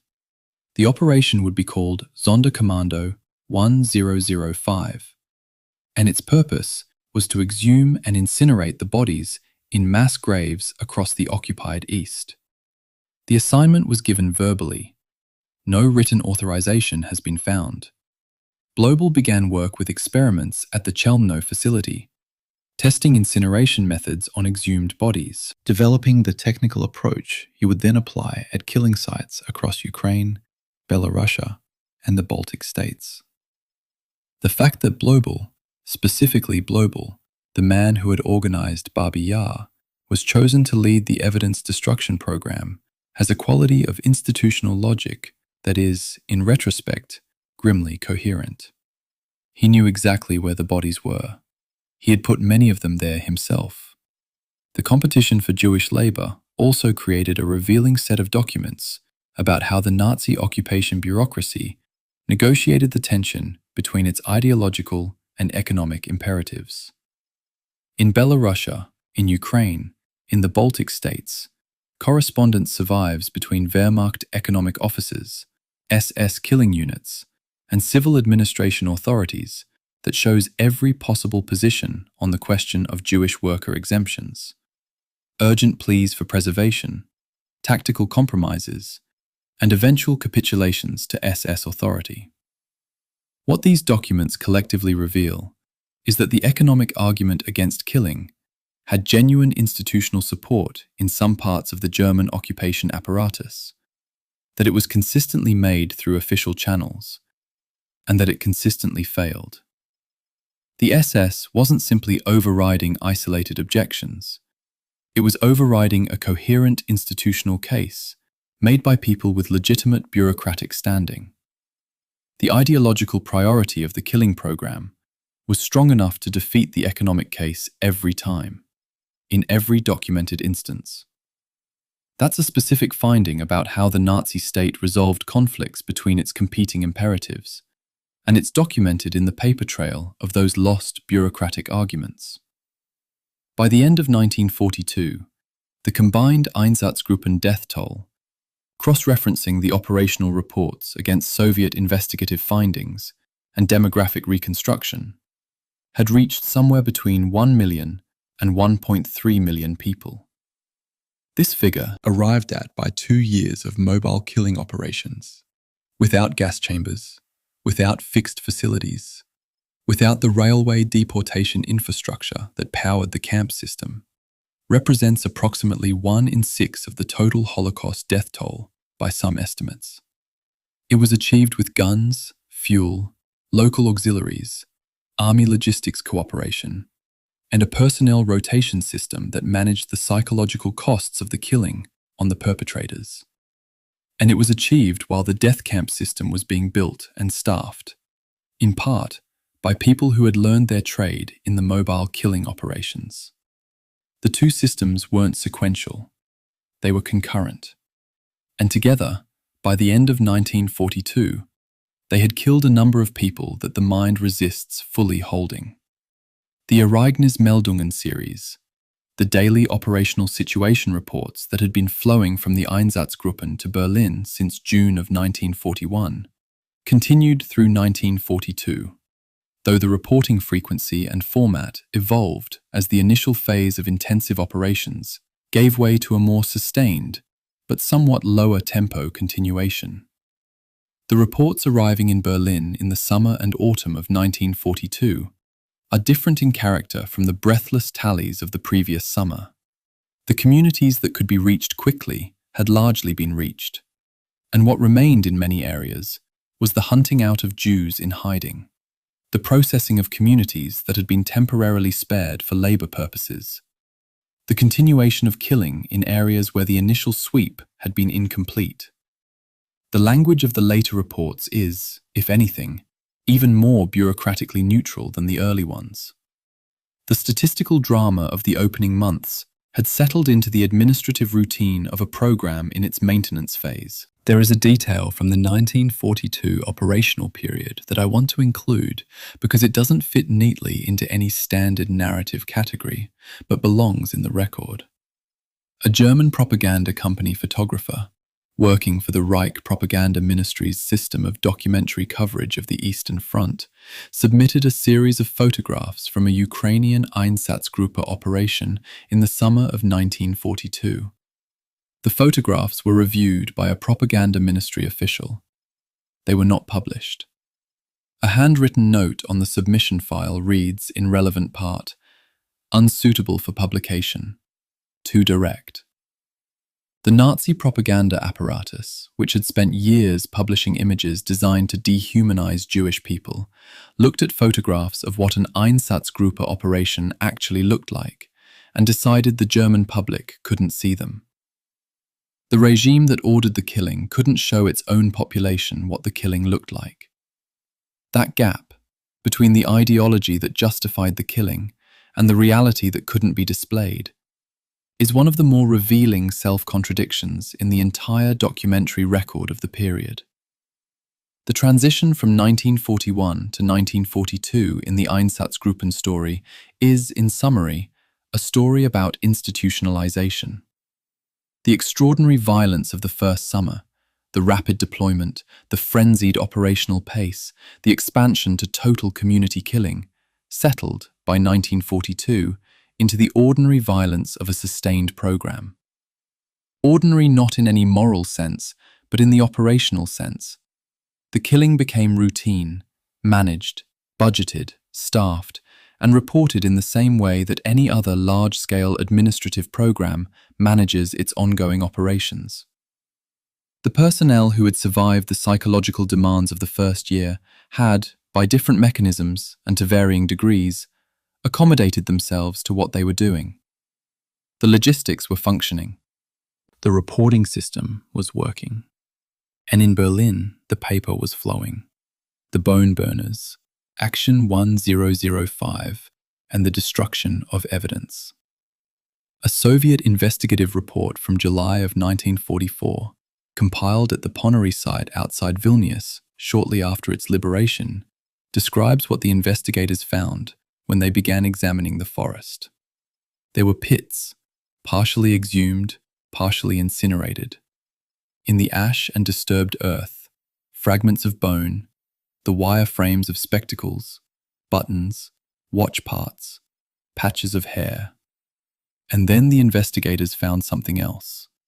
A tunnel, 35 meters long, dug through the base of one of the pits and out through the forest floor.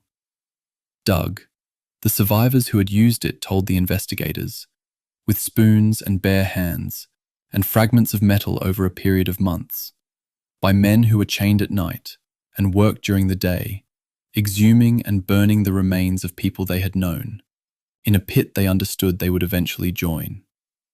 The tunnel was the evidence that Action 1005 had not fully succeeded at Ponary. The men forced to destroy the evidence had become the evidence themselves. The origins of Action 1005 are rooted in a recognition within the SS hierarchy that had emerged by mid-1942, that the mass graves scattered across the occupied East represented a potential liability. The precise moment at which this recognition crystallized into a formal program is difficult to pinpoint, partly because the operation was specifically designed to leave no written authorization trail. What is documented is that Paul Blobel, summoned to Berlin in the summer of 1942, his assignment given verbally, no written order surviving, began experimental work on incineration methodology at the Chelmno facility. His task was to develop a reliable method for exhuming and completely destroying large quantities of human remains that had been in the ground for varying periods of time. This was presented as a technical problem, and Blobel approached it as one. He tested different pyre configurations, different fuel-to-body ratios, different approaches to the challenge of achieving complete combustion. He reported his findings. The program was authorized to proceed. The technical problem of incinerating large numbers of decomposed human bodies turned out to be considerably more difficult than the SS had anticipated. Open pyres, the initial approach, produced incomplete combustion. Bone fragments survived. Teeth survived. The ground retained biological and chemical trace evidence that forensic investigation could identify. Blobel developed a method using iron grates laid on brick foundations, with alternating layers of wood and remains, designed to maintain higher and more sustained combustion temperatures. Even this improved method left residue. Teeth were remarkably resistant to the temperatures achievable in open-air burning. Ground disturbance was visible from the surface long after the burning was complete. Action 1005 was a program that set out to make hundreds of thousands of murders invisible and consistently found that the physical evidence of those murders was more durable than anticipated. The dead were harder to erase than the perpetrators had planned for. The Jewish prisoner labor units forced to conduct the exhumations and incineration work, the Lichen Commandos, the bodywork commandos, represent a specific and largely undiscussed category of Einsatzgruppen victims. At Ponary, at Babi, at sites across Belarusia and Ukraine, groups of Jewish men were selected from ghettos and camps, transported to killing sites under armed guard, and forced at gunpoint to exhume the remains of previously murdered victims, sort the remains for valuables that might have been missed, break up larger remains with picks and shovels, and burn what was left on Blobel's grates. At Ponary, approximately 80 men conducted this work over a period of months. They were chained at night to prevent escape. They knew with certainty what their fate would be when the work was finished. The tunnel they dug, 35 meters, with spoons over months, was the rational response of people who understood exactly what was coming and decided, collectively, to attempt the impossible rather than wait for it. 11 of the 80 escaped. Their survival is documented. Their testimony is part of the primary source record for what Action 1005 was and how it operated. Blobel's return to Babi in August of 1943 stands as the most documented single Action 1005 operation, partly because Blobel himself described it at Nuremberg. A prisoner labor unit of Jewish men from the nearby Siretz camp was transported to the ravine and set to work exhuming and burning what was buried there. The work proceeded over several weeks, processing the remains of the September 1941 massacre. Blobel testified about the process and its scale. What his testimony doesn't dwell on is what happened to the men who did the work. They were shot when the operation was concluded. The people forced to destroy the evidence were themselves killed to prevent them from becoming evidence. The logic was consistent and totalizing. The only flaw in it was the Ponary tunnel. The only flaw was that some of the men found a way out.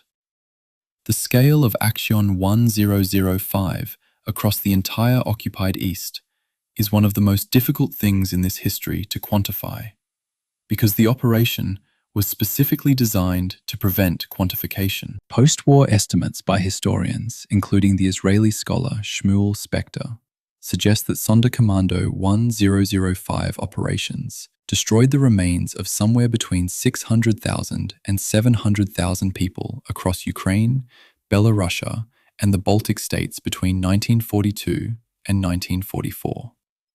German archival evidence, fragmentary precisely because the operation was designed to leave no records, is consistent with a figure in that range, but can't confirm it. The epistemological paradox of Action 1005 is fundamental. The program's success at evidence destruction is itself a barrier to fully documenting how much evidence it destroyed. We know more about it from the survivors of the Leichen commandos than from any German administrative source. The perpetrators who designed the most elaborate evidence destruction effort in the history of war crimes failed to account for the possibility that some of their own forced laborers would survive to describe it.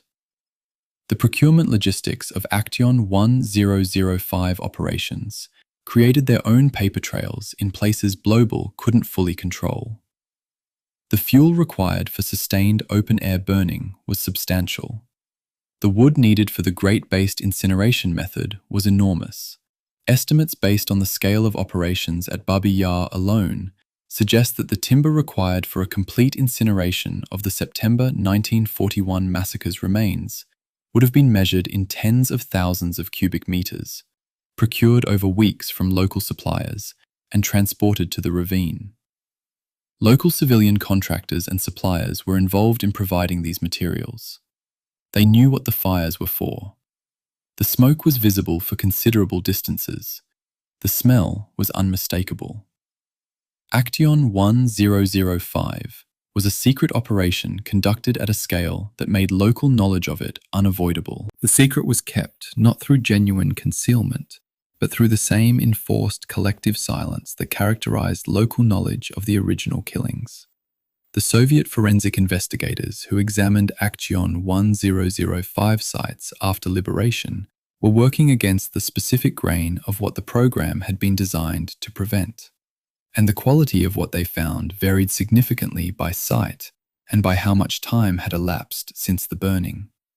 At Ponary, where the Leichen Commando tunnel survivors could provide specific information about what had been done and where, the investigation was relatively productive.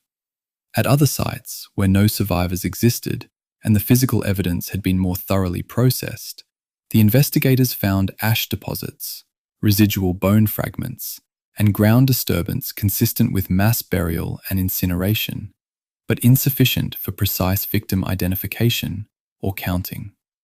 The Soviet Extraordinary Commission's reports from these sites have a recurring quality: careful description of physical evidence, followed by admission that the victim count could only be estimated. The estimates were made in good faith by investigators doing serious forensic work. They are, necessarily, approximations of truths that Action 1005 was specifically designed to make unreachable. The modern archaeological recovery effort at Action 1005 sites is one of the genuinely active frontiers of Holocaust history. And it's worth describing in some detail because the technology being applied to it is producing results that weren't achievable even a decade ago. LiDAR aerial scanning, light detection and ranging, a technology that maps ground surface topology with sufficient precision to reveal the subtle disturbances left by mass graves and burning pits decades after the fact, has been applied systematically at Ponary since 2016. Revealing pit locations, tunnel traces, and ash deposit distributions that surface observation had not identified. The same methodology has been applied at sites across Lithuania, Latvia, and Ukraine, with new site identifications continuing to accumulate. Ground-penetrating radar and soil isotope analysis have added further precision. As of early 2026, a collaborative project between Lithuanian university researchers, German federal cultural authorities, and Yad Vashem has identified more than 300 previously undocumented burial sites in Lithuania alone. The work is continuing. Action 1005 failed. Not completely, not in every place, but measurably. The graves are still being found. Paul Blobel was convicted at the Nuremberg Einsatzgruppen trial and executed at Landsberg prison on the 7th of June, 1951. He was one of 4 Einsatzgruppen commanders actually put to death following the trial. He organized the killing of 33,771 people in 2 days at Babi, returned 2 years later to burn the evidence, and was tried, convicted, and hanged. That is what accountability looked like for Paul Blobel. Walter Rauff, who designed the gas vans and oversaw their production and deployment, and wrote quality control correspondence about their operational performance, died peacefully in Santiago in 1984 at the age of 77, having successfully evaded extradition for more than 2 decades. These 2 outcomes exist in the same historical record, and I don't think it's possible to describe them without acknowledging the gap between what justice required and what it delivered. The dock, Nuremberg, 1947. Benjamin Ferencz was 27 years old when he walked into the courtroom at the Palace of Justice in Nuremberg on the 29th of September, 1947, and delivered his opening statement as chief prosecutor in what would become known as the Einsatzgruppen case, formerly United States of America versus Otto Ollendorf and others. He was the youngest chief prosecutor in the history of international law. He had never tried a case before. He had, however, spent the preceding months in archives and in liberated concentration camps, doing the investigative work that produced the evidentiary record he was about to present to a 3-judge U.S. military tribunal. The statement he gave that morning has been quoted in Holocaust scholarship many times over the decades, and accurately, that the defendants before the court were the forerunners and principals in a program of murder which, in point of magnitude and savagery, had no equal in the annals of recorded crime, and that they were speaking of the slaughter of more than 1 million men, women, and children. He said it in a room where 24 of the men responsible for it were sitting. The 24 defendants in the dock represented the command layer of the Einsatzgruppen, the commanders of the 4 main groups, and the commanders of multiple Einsatzkommando and Sonderkommando subunits. They included Otto Ollendorf of Einsatzgruppe D, Heinz Jost of Einsatzgruppe A, Erich Naumann of Einsatzgruppe B, Otto Rasch of Einsatzgruppe C, and Paul Blobel of Sonderkommando 4A. Their collective commands were documented as responsible for the deaths of more than 1 million people. They were tried not by an international court, but by a U.S. military tribunal operating under Control Council Law No. 10, the legal framework established for the subsequent Nuremberg trials that followed the main international military tribunal. The proceeding was formally a U.S. military legal operation, and that jurisdictional status would have consequences for what happened after the verdicts came down. Otto Ollendorf's testimony is the centerpiece of the Nuremberg Einsatzgruppen record, and it remains one of the most extraordinary documents produced by any war crimes tribunal in the 20th century.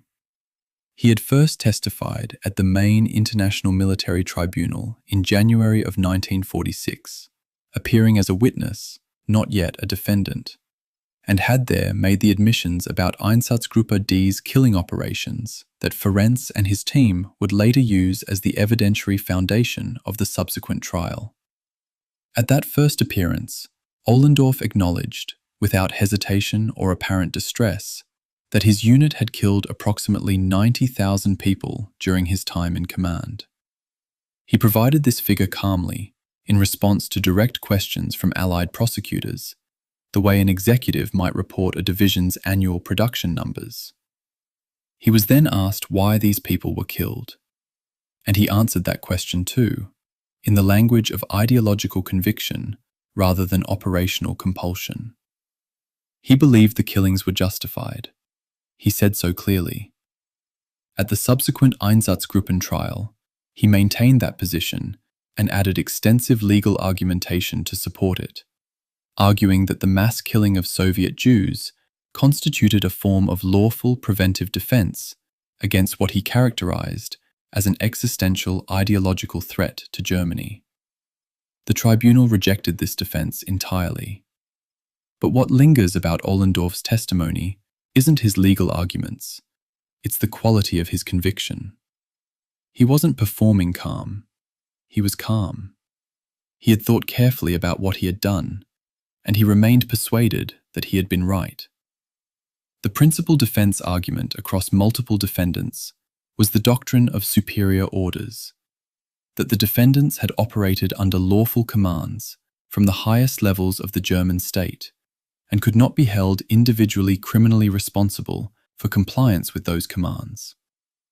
This argument had considerable intuitive appeal in a military context, where the entire structure of armed forces depends on soldiers following orders. The tribunal rejected it, ruling that international law recognized no military command requiring the mass killing of civilians, and that the scale and nature of the killings precluded any credible claim of good faith compliance with legitimate orders. The rejection of superior orders as a complete defense, which had also been established at the main IMT, was confirmed and elaborated at the Einsatzgruppen trial and became one of the foundational principles of international criminal law. You cannot order a subordinate to commit a crime against humanity, and you cannot escape accountability for committing one by pointing to the order. The tribunal said this clearly. The legal principle has been contested and refined in international law ever since, but its core has held. The sentencing outcomes of the Einsatzgruppen trial produced results that Ferenc would spend the rest of his long life describing as inadequate. The tribunal convicted all 24 defendants. 14 received death sentences. 10 received prison terms ranging from 10 years to life imprisonment. By any standard of proportionality, 24 men, the command layer of an apparatus that had killed more than 1 million people, the sentences were already remarkable for their restraint. What happened next was more remarkable still. By 1951, US High Commissioner John McCloy had commuted the death sentences of 10 of the 14 condemned men. 4 were actually executed: Ohlendorf, Blobel, Erich Naumann, and Werner Brauner. 10 men sentenced to death for their roles in the command of operations that killed more than 1 million people walked out of Landsberg prison with commuted sentences. The historical debate about whether these commutations reflected genuine legal reassessment of the evidence or capitulation to West German government pressure and Cold War alliance-building priorities has never produced a consensus answer. The documentation of the commutation process makes clear that West German government representatives lobbied actively for clemency, and that the emerging strategic importance of West Germany in the nascent NATO framework was a factor in American political calculations at the time. Whether that factor was decisive is disputed. That it was present is documented. Heinz Jost, who commanded Einsatzgruppe A, the group responsible for the near-total annihilation of Jewish communities across the Baltic states, was convicted and sentenced to death. His sentence was commuted to life imprisonment. He was released from prison in 1951. He subsequently practiced law in West Germany, was briefly investigated for professional misconduct, and died in 1964. He had served approximately 4 years of incarceration for his role in commanding an organization that killed more than 100,000 people in the Baltic states alone. The arithmetic of this outcome, commander of a unit that killed more than 100,000 people, 4 years in prison, is one that no framing makes comfortable. It belongs in the record exactly as it is. Ferentz's opening statement established the prosecution's evidentiary approach, which was to use the perpetrator's own documents, the Ereignismeldungen, the operational reports, the Jaeger report, the Stahlecker report, as the primary evidence of guilt. This was, in evidentiary terms, a remarkably clean prosecution. The defendants had documented their own crimes in meticulous detail, filed those documents through official channels, and those documents had been preserved and captured by Allied forces at the end of the war. Ferenc didn't need to rely primarily on victim testimony or witness accounts. The perpetrators had told Berlin what they were doing, in writing, with statistical precision, and those letters had been kept in filing systems that survived the war. The irony of an administrative culture so thorough that it preserved the documentary record of its own crimes was not lost on Ferenc or on the tribunal. The Germans had filed their way to conviction. The men who were not in the dock at Nuremberg are a significant part of the story of the Einsatzgruppen trial's inadequacy. The 24 defendants represented the command layer. The actual number of men who served in core Einsatzgruppe units, not counting order police battalions and local auxiliaries, was somewhere between 3,000 and 4,000.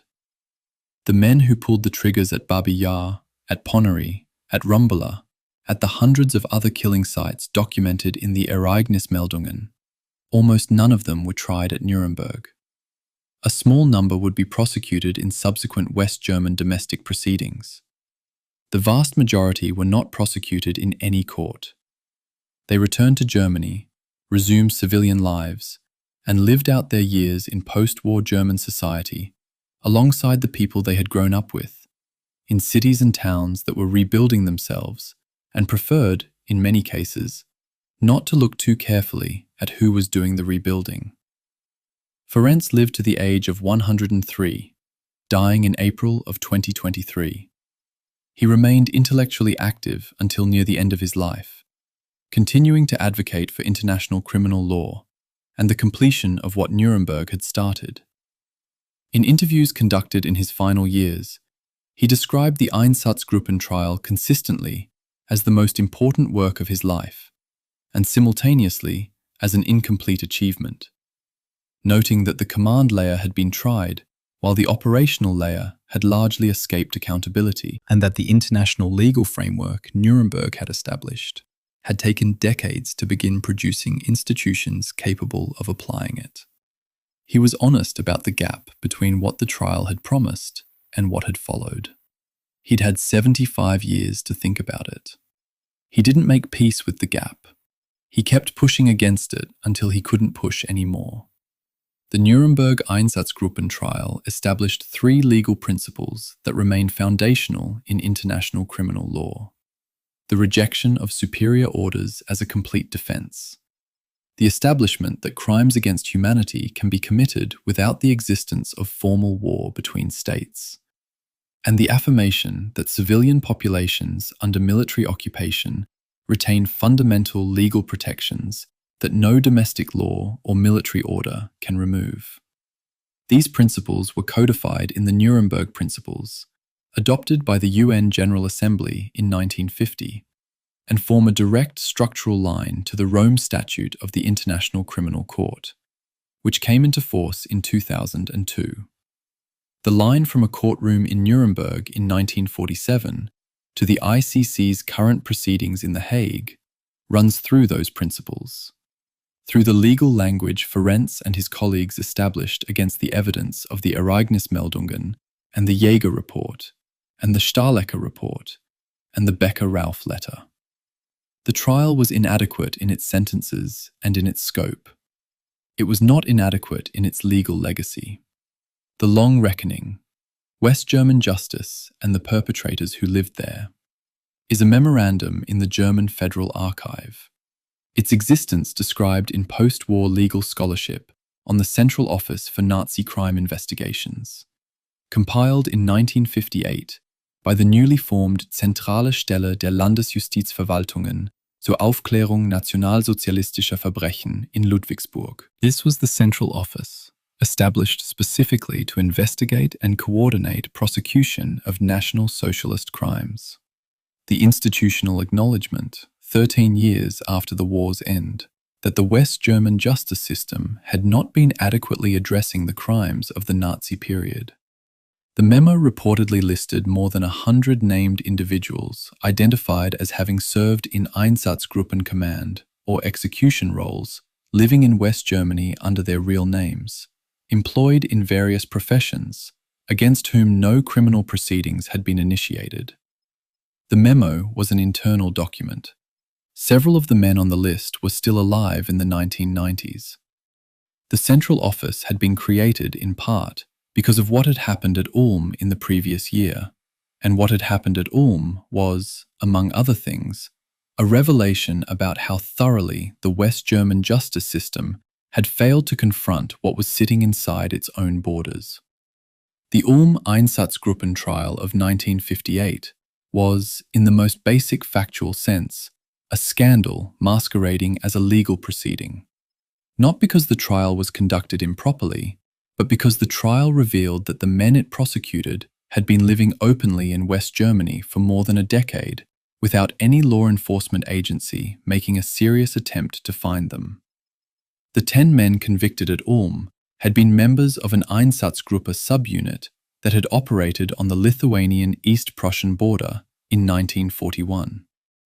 They had returned to West Germany after the war, resumed civilian lives, and lived under their own names in German towns and cities, while the country rebuilt itself around them. Their identification came not from systematic police investigation, but from a chance encounter that led to a denunciation, and then, slowly, to a prosecution. The sentences handed down, ranging from 3 to 15 years, were widely criticized as inadequate, even by the standards of 1958. What the Ulm trial actually accomplished was to make the existence of this problem visible in West German public consciousness, in a way it hadn't been before, and to create sufficient political pressure that the Ludwigsburg Central Office was established in the same year.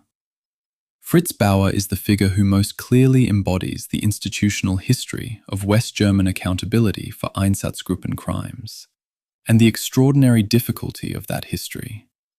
He was a German Jewish lawyer who had been forced out of his career and eventually out of Germany by the Nazi regime, survived the war years in Scandinavian exile, and returned to West Germany after the war, with a determination to use the German legal system to prosecute Nazi criminals. He became Attorney General of the state of Hesse in 1956, and filed, over the following decade, more than 400 preliminary investigation requests against named individuals identified as having participated in Nazi killing operations. The majority were dismissed, transferred to jurisdictions that didn't pursue them, or allowed to stall through procedural delay. He described working in the West German justice system of the late 1950s and early 1960s as operating on enemy territory when he left his office. The phrase is documented in the recollections of people who worked with him, and it captures something specific about the institutional environment he was navigating. A legal system staffed in many of its senior positions by men who had served the Nazi state, and who had, at minimum, a professional interest in limiting the scope of accountability. Bauer's most consequential act had nothing to do with German domestic prosecution. In approximately 1957 to 1958, his office obtained information about the whereabouts of Adolf Eichmann, the RSAJ deportation coordinator and Wannsee Conference secretary, who had disappeared at the war's end and had been living in Argentina under a false name. Bauer assessed with apparent accuracy that if he shared this information with the West German Federal Prosecutor's Office, it would likely be suppressed or leaked before any extradition proceedings could be initiated.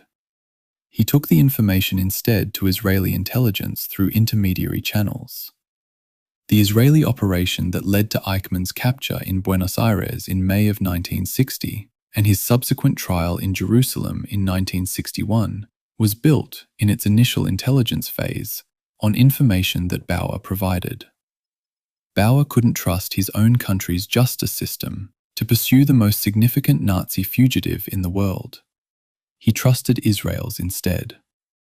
Karl Jaeger, the man who compiled the most precise administrative record of Einsatzgruppen killing in the entire archive, the report that documents 137,346 deaths across Lithuania in 5 months, lived in West Germany after the war as a farm administrator in Baden-Württemberg, under his own name.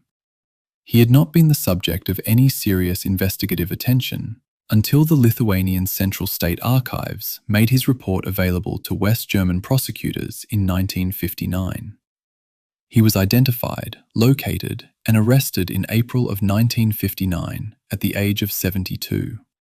Before his case could come to trial, he was found dead in his prison cell on the 22nd of June, 1959, exactly 18 years to the day after Operation Barbarossa began.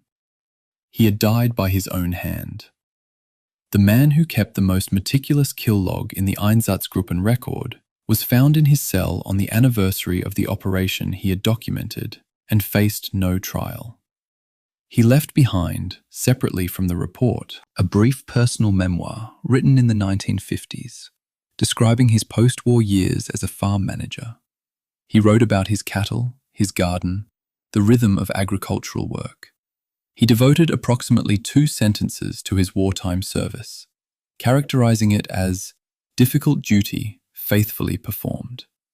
The report that bore his name was not mentioned. The statute of limitations debate that consumed West German legislative politics through the 1960s and 70s is essential context for understanding the accountability failures of that period. Under the West German Criminal Code, as it stood in the late 1940s, the standard statute of limitations for murder was 20 years. Applied to crimes committed in 1945, this meant the limitation would expire in 1965. Applied to crimes committed in 1941, the peak Einsatzgruppen killing year, it had already expired by 1961. The Bundestag debated and voted on whether to extend or abolish this limitation multiple times between 1965 and 1979. The arguments on both sides were made in good faith by people with genuine legal convictions. But the practical effect of the debate was that major prosecutions for Einsatzgruppen crimes were delayed, complicated, or abandoned during a 15-year period in which many of the most directly responsible perpetrators were still alive and could have been tried. The Bundestag finally abolished the statute of limitations for murder entirely in 1979. By that point, many of those who could have faced trial were dead or beyond prosecutable condition. The 1963 Frankfurt Auschwitz trial, organized largely through Bauer's prosecutorial efforts, and the subsequent wave of West German domestic Nazi prosecutions that followed it through the 1960s and 70s, represented the most sustained period of domestic accountability for Nazi crimes in West German legal history. Einsatzgruppen crimes appeared in some of these proceedings, though the trials more often focused on death camp operations and specific documented atrocities where individual perpetrator identification was clearer. The overall prosecution rate for Einsatzgruppen crimes remained dismally low relative to the number of identified perpetrators. The Ludwigsburg Central Office filed preliminary investigations, gathered evidence, and submitted cases to state prosecutors across West Germany. Many of those cases were declined, suspended, or resolved in proceedings that produced sentences bearing no proportional relationship to the crimes described. The 2011 Demjanjuk verdict opened what might be called the final phase of German domestic accountability for crimes associated with the Nazi killing apparatus. John Demjanjuk was not an Einsatzgruppen member. He was a camp guard at Sobibor. But the legal principle established at his Munich trial had direct implications for Einsatzgruppen accountability. The court ruled that voluntary participation in the operation of a killing facility, with knowledge of its purpose, constituted criminal complicity as an accessory to murder, even without proof of specific individual killing acts. This reversed 60 years of West German evidentiary precedent, which had required proof of a specific named victim killed by a specific identified act of the defendant. Under the pre-Demjanjuk standard, prosecuting Einsatzgruppen shooters was virtually impossible unless there was a named survivor who could identify a specific perpetrator committing a specific act. Under the post-Demjanjuk standard, documented membership in a killing unit with demonstrated knowledge of its purpose was sufficient. A small wave of late prosecutions followed, men in their 80s and 90s being tried for participation in operations they had conducted 7 decades earlier. The last conviction under this framework was handed down in 2021. Bauer died in Frankfurt in July of 1968, alone in his apartment. He was 64 years old. The cause of death was attributed to heart failure. The circumstances of his death, alone, in a bathtub, discovered the following morning, generated questions that were never fully answered, and which some who worked with him found suspicious given the political environment and the enemies his work had made. He did not achieve what he set out to do. The 400 preliminary investigations he filed did not produce 400 prosecutions. The West German justice system he spent his career working within prosecuted a fraction of the perpetrators he identified and delivered sentences that bore little relationship to the scale of what those perpetrators had done. And yet the Eichmann trial happened, in Jerusalem, in part because of what Bauer passed to Israeli intelligence. And the Frankfurt Auschwitz trial happened because of the legal architecture he built in Hesse. And the central office at Ludwigsburg exists because of the political pressure generated by cases he pushed forward when the system wanted them buried. His work mattered. It didn't produce justice at the scale that was required. Both things are true simultaneously, and neither cancels out the other.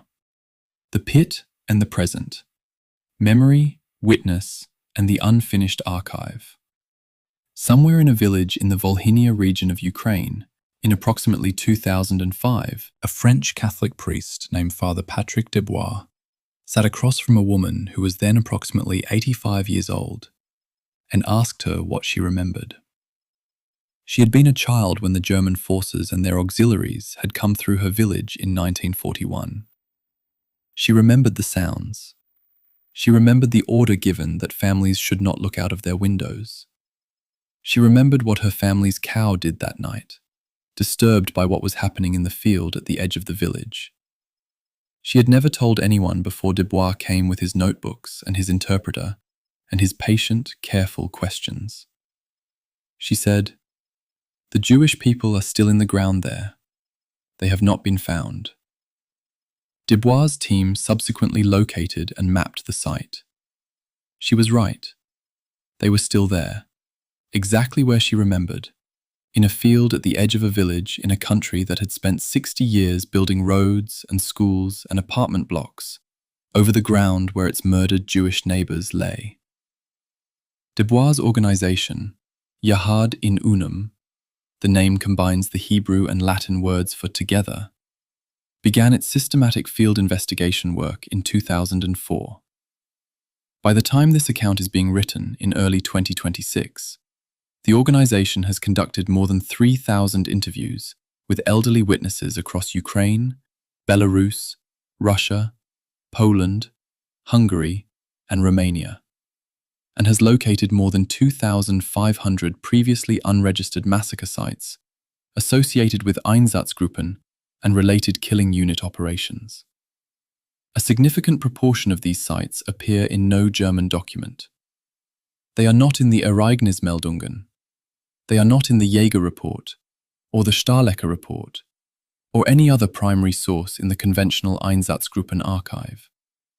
They exist only in the memories of people now in their late 80s and 90s, who were children in 1941, and who watched from windows they'd been told not to look out of, from the edges of fields they'd been told not to approach, from hiding places and attics and barns. The archive of the Einsatzgruppen was never complete. Yahad in Unum is demonstrating, site by site and interview by interview, how incomplete it actually was. The political complexity of Einsatzgruppen memory in the countries where the killings happened is a dimension of this history that academic accounts often underemphasize, and that matters enormously for understanding the present state of the record. In Lithuania, Latvia, Ukraine, and Belarus, the question of local collaboration in Einsatzgruppen operations intersects painfully with national narratives of wartime victimhood. All four countries suffered genuine and severe victimization under both Nazi and Soviet occupation. The deportations, the occupation violence, the Soviet-era repression that followed liberation were real and devastating. The complexity of that history can make the specific question of local participation in the killing of Jews politically difficult to address honestly, because acknowledging it seems, in some national contexts, to compromise the victimhood narrative that the country has organized its collective memory around. Lithuania's legislative attempt in 2010 to criminalize what it characterized as defamation of Lithuania's reputation in connection with historical events, legislation that critics argued could potentially be applied against historians documenting Lithuanian police participation in Einsatzgruppen killing operations, is one example of how this political complexity can manifest in legal form. The legislation was subsequently amended under European Union pressure. The underlying tension it expressed hasn't been resolved. The total death toll of the Einsatzgruppen program is one of the most significant unresolved statistical questions in Holocaust history, and the range of scholarly estimates is wide enough to be itself a kind of evidence. The German operational reports, the Ereignismeldungen, the Jäger report, the Starlecker report, yield a combined documented figure of somewhere around 530,000 deaths. The US HMM Holocaust Encyclopedia states the Einsatzgruppen murdered at least 2 million people, a figure that incorporates all units, all time periods, and categories of victim beyond those explicitly enumerated in the German documents. Father Debois' field research suggests the actual number may be higher still. Given the volume of previously undocumented sites his team continues to identify. The gap between the perpetrator's own documented count, 500,000, and the upper scholarly estimates, 2 million or more, is not measurement error. It is the gap between what the killers chose to record and what they actually did. In part, it reflects the small unit and village-level killings that were conducted by local auxiliaries and attached order police units without entering the Einsatzgruppen's formal reporting chain. In part, it reflects the deliberate underreporting that the Ereignismeldungen almost certainly contain. In part, it reflects what Action 1005 tried to make permanently unknowable. The ancient DNA methodology being applied to Einsatzgruppen massacre sites as of 2026 represents the most significant development in victim identification since Yad Vashem established its names database. The methodology involves the extraction and sequencing of genetic material from skeletal remains recovered at burial sites, followed by comparison against databases of genetic profiles contributed by descendants of Holocaust victims. A pilot program conducted at Ponneri in 2022 and 2023 by Lithuanian forensic specialists working with the Max Planck Institute for Evolutionary Anthropology extracted usable ancient DNA from 47 skeletal samples and succeeded in matching 3 individuals to living descendants through comparative database analysis. The technical cost is substantial, somewhere between 800 and 1,200 euros per sample for full analysis, and the practical limitation is significant. Without a living descendant to provide a comparative profile, the genetic identification cannot be completed. Many of the communities whose members are buried in Einsatzgruppen sites were killed so completely that the descendant populations available for comparison are thin. The methodology will never be applied at sufficient scale to identify the majority of victims. But it has identified people who had no name in any surviving document, and that matters. There is a dimension of the present state of this history that I find consistently difficult to convey without either overstatement or understatement, and that's the window of living testimony that is closing in real time. Yahad in Unum estimates that as of early 2026, fewer than 200 elderly witnesses to Einsatzgruppen massacre sites remain alive and cognitively capable of providing testimony in Ukraine, Belarus, and the Baltic states. The youngest of these people were approximately 5 to 8 years old in 1941. They are now in their late 80s and 90s. Each one who dies takes with them a burial site that no document will describe: a field at the edge of a village, a ravine in a forest, a pit behind a farmhouse, that Yahad in Unum might have found if they'd gotten there 6 months earlier. The organisation is conducting interviews at the maximum pace that funding and personnel allow, and the witnesses are dying faster than the pace allows. The race has a known outcome. What Yahad in Unum is doing is not winning that race. It's reducing the margin of loss. The Russian invasion of Ukraine that began on the 24th of February 2022 complicated this history in ways that are still unfolding and that I am not sure I can describe with adequate precision while the situation remains active. The Babin Yar Holocaust Memorial Center, under development since 2016, with significant international investment and scholarly involvement, was still only partially complete when Russian cruise missiles struck near the site on that first day of the invasion. Ukrainian emergency services documented damage to structures adjacent to the memorial. The Russian government denied that the site had been struck. The war has halted further construction and placed the most important Holocaust memorial site in the occupied Soviet territories in a conflict zone, its future uncertain, its physical surroundings subject to ongoing military activity. The site was denied a proper memorial by Soviet authorities for nearly 50 years. It was struck by missiles on the first day of a new war, on the 79th anniversary year of the massacre. There is no frame that contains both of those facts comfortably.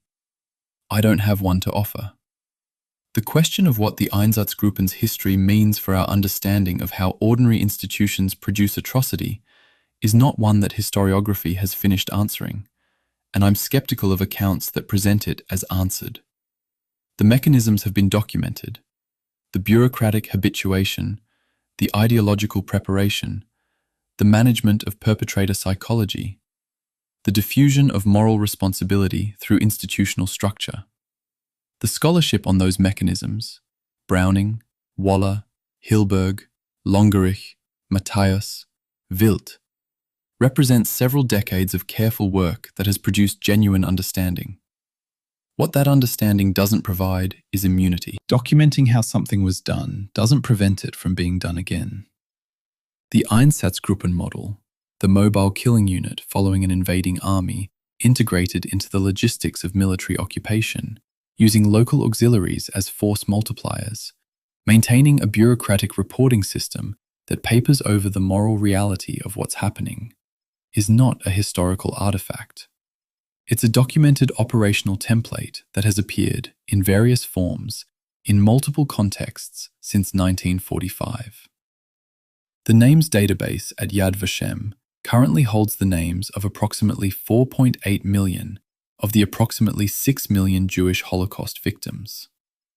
For the Einsatzgruppen's victims specifically, the 1 to 2 million people killed in the fields and forests and ravines of the occupied Soviet territories, the proportion of identified individuals is considerably lower than the overall Holocaust average, estimated at somewhere between 35 and 40%. That means somewhere between 600,000 and over 1 million people who were killed by the Einsatzgruppen have no recorded name in any surviving document. They existed. They were part of communities, families, synagogues, markets, schools, neighborhoods. They had names that people called them by. Those names are gone, and most of them will remain gone. Because the communities that held those names were destroyed, the records that contained them were burned, and Action 1005 buried what remained. The incompleteness is permanent.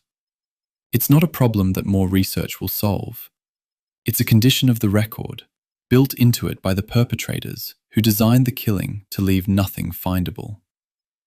There is a quality to the end of this history that I find doesn't resolve into anything useful or comforting.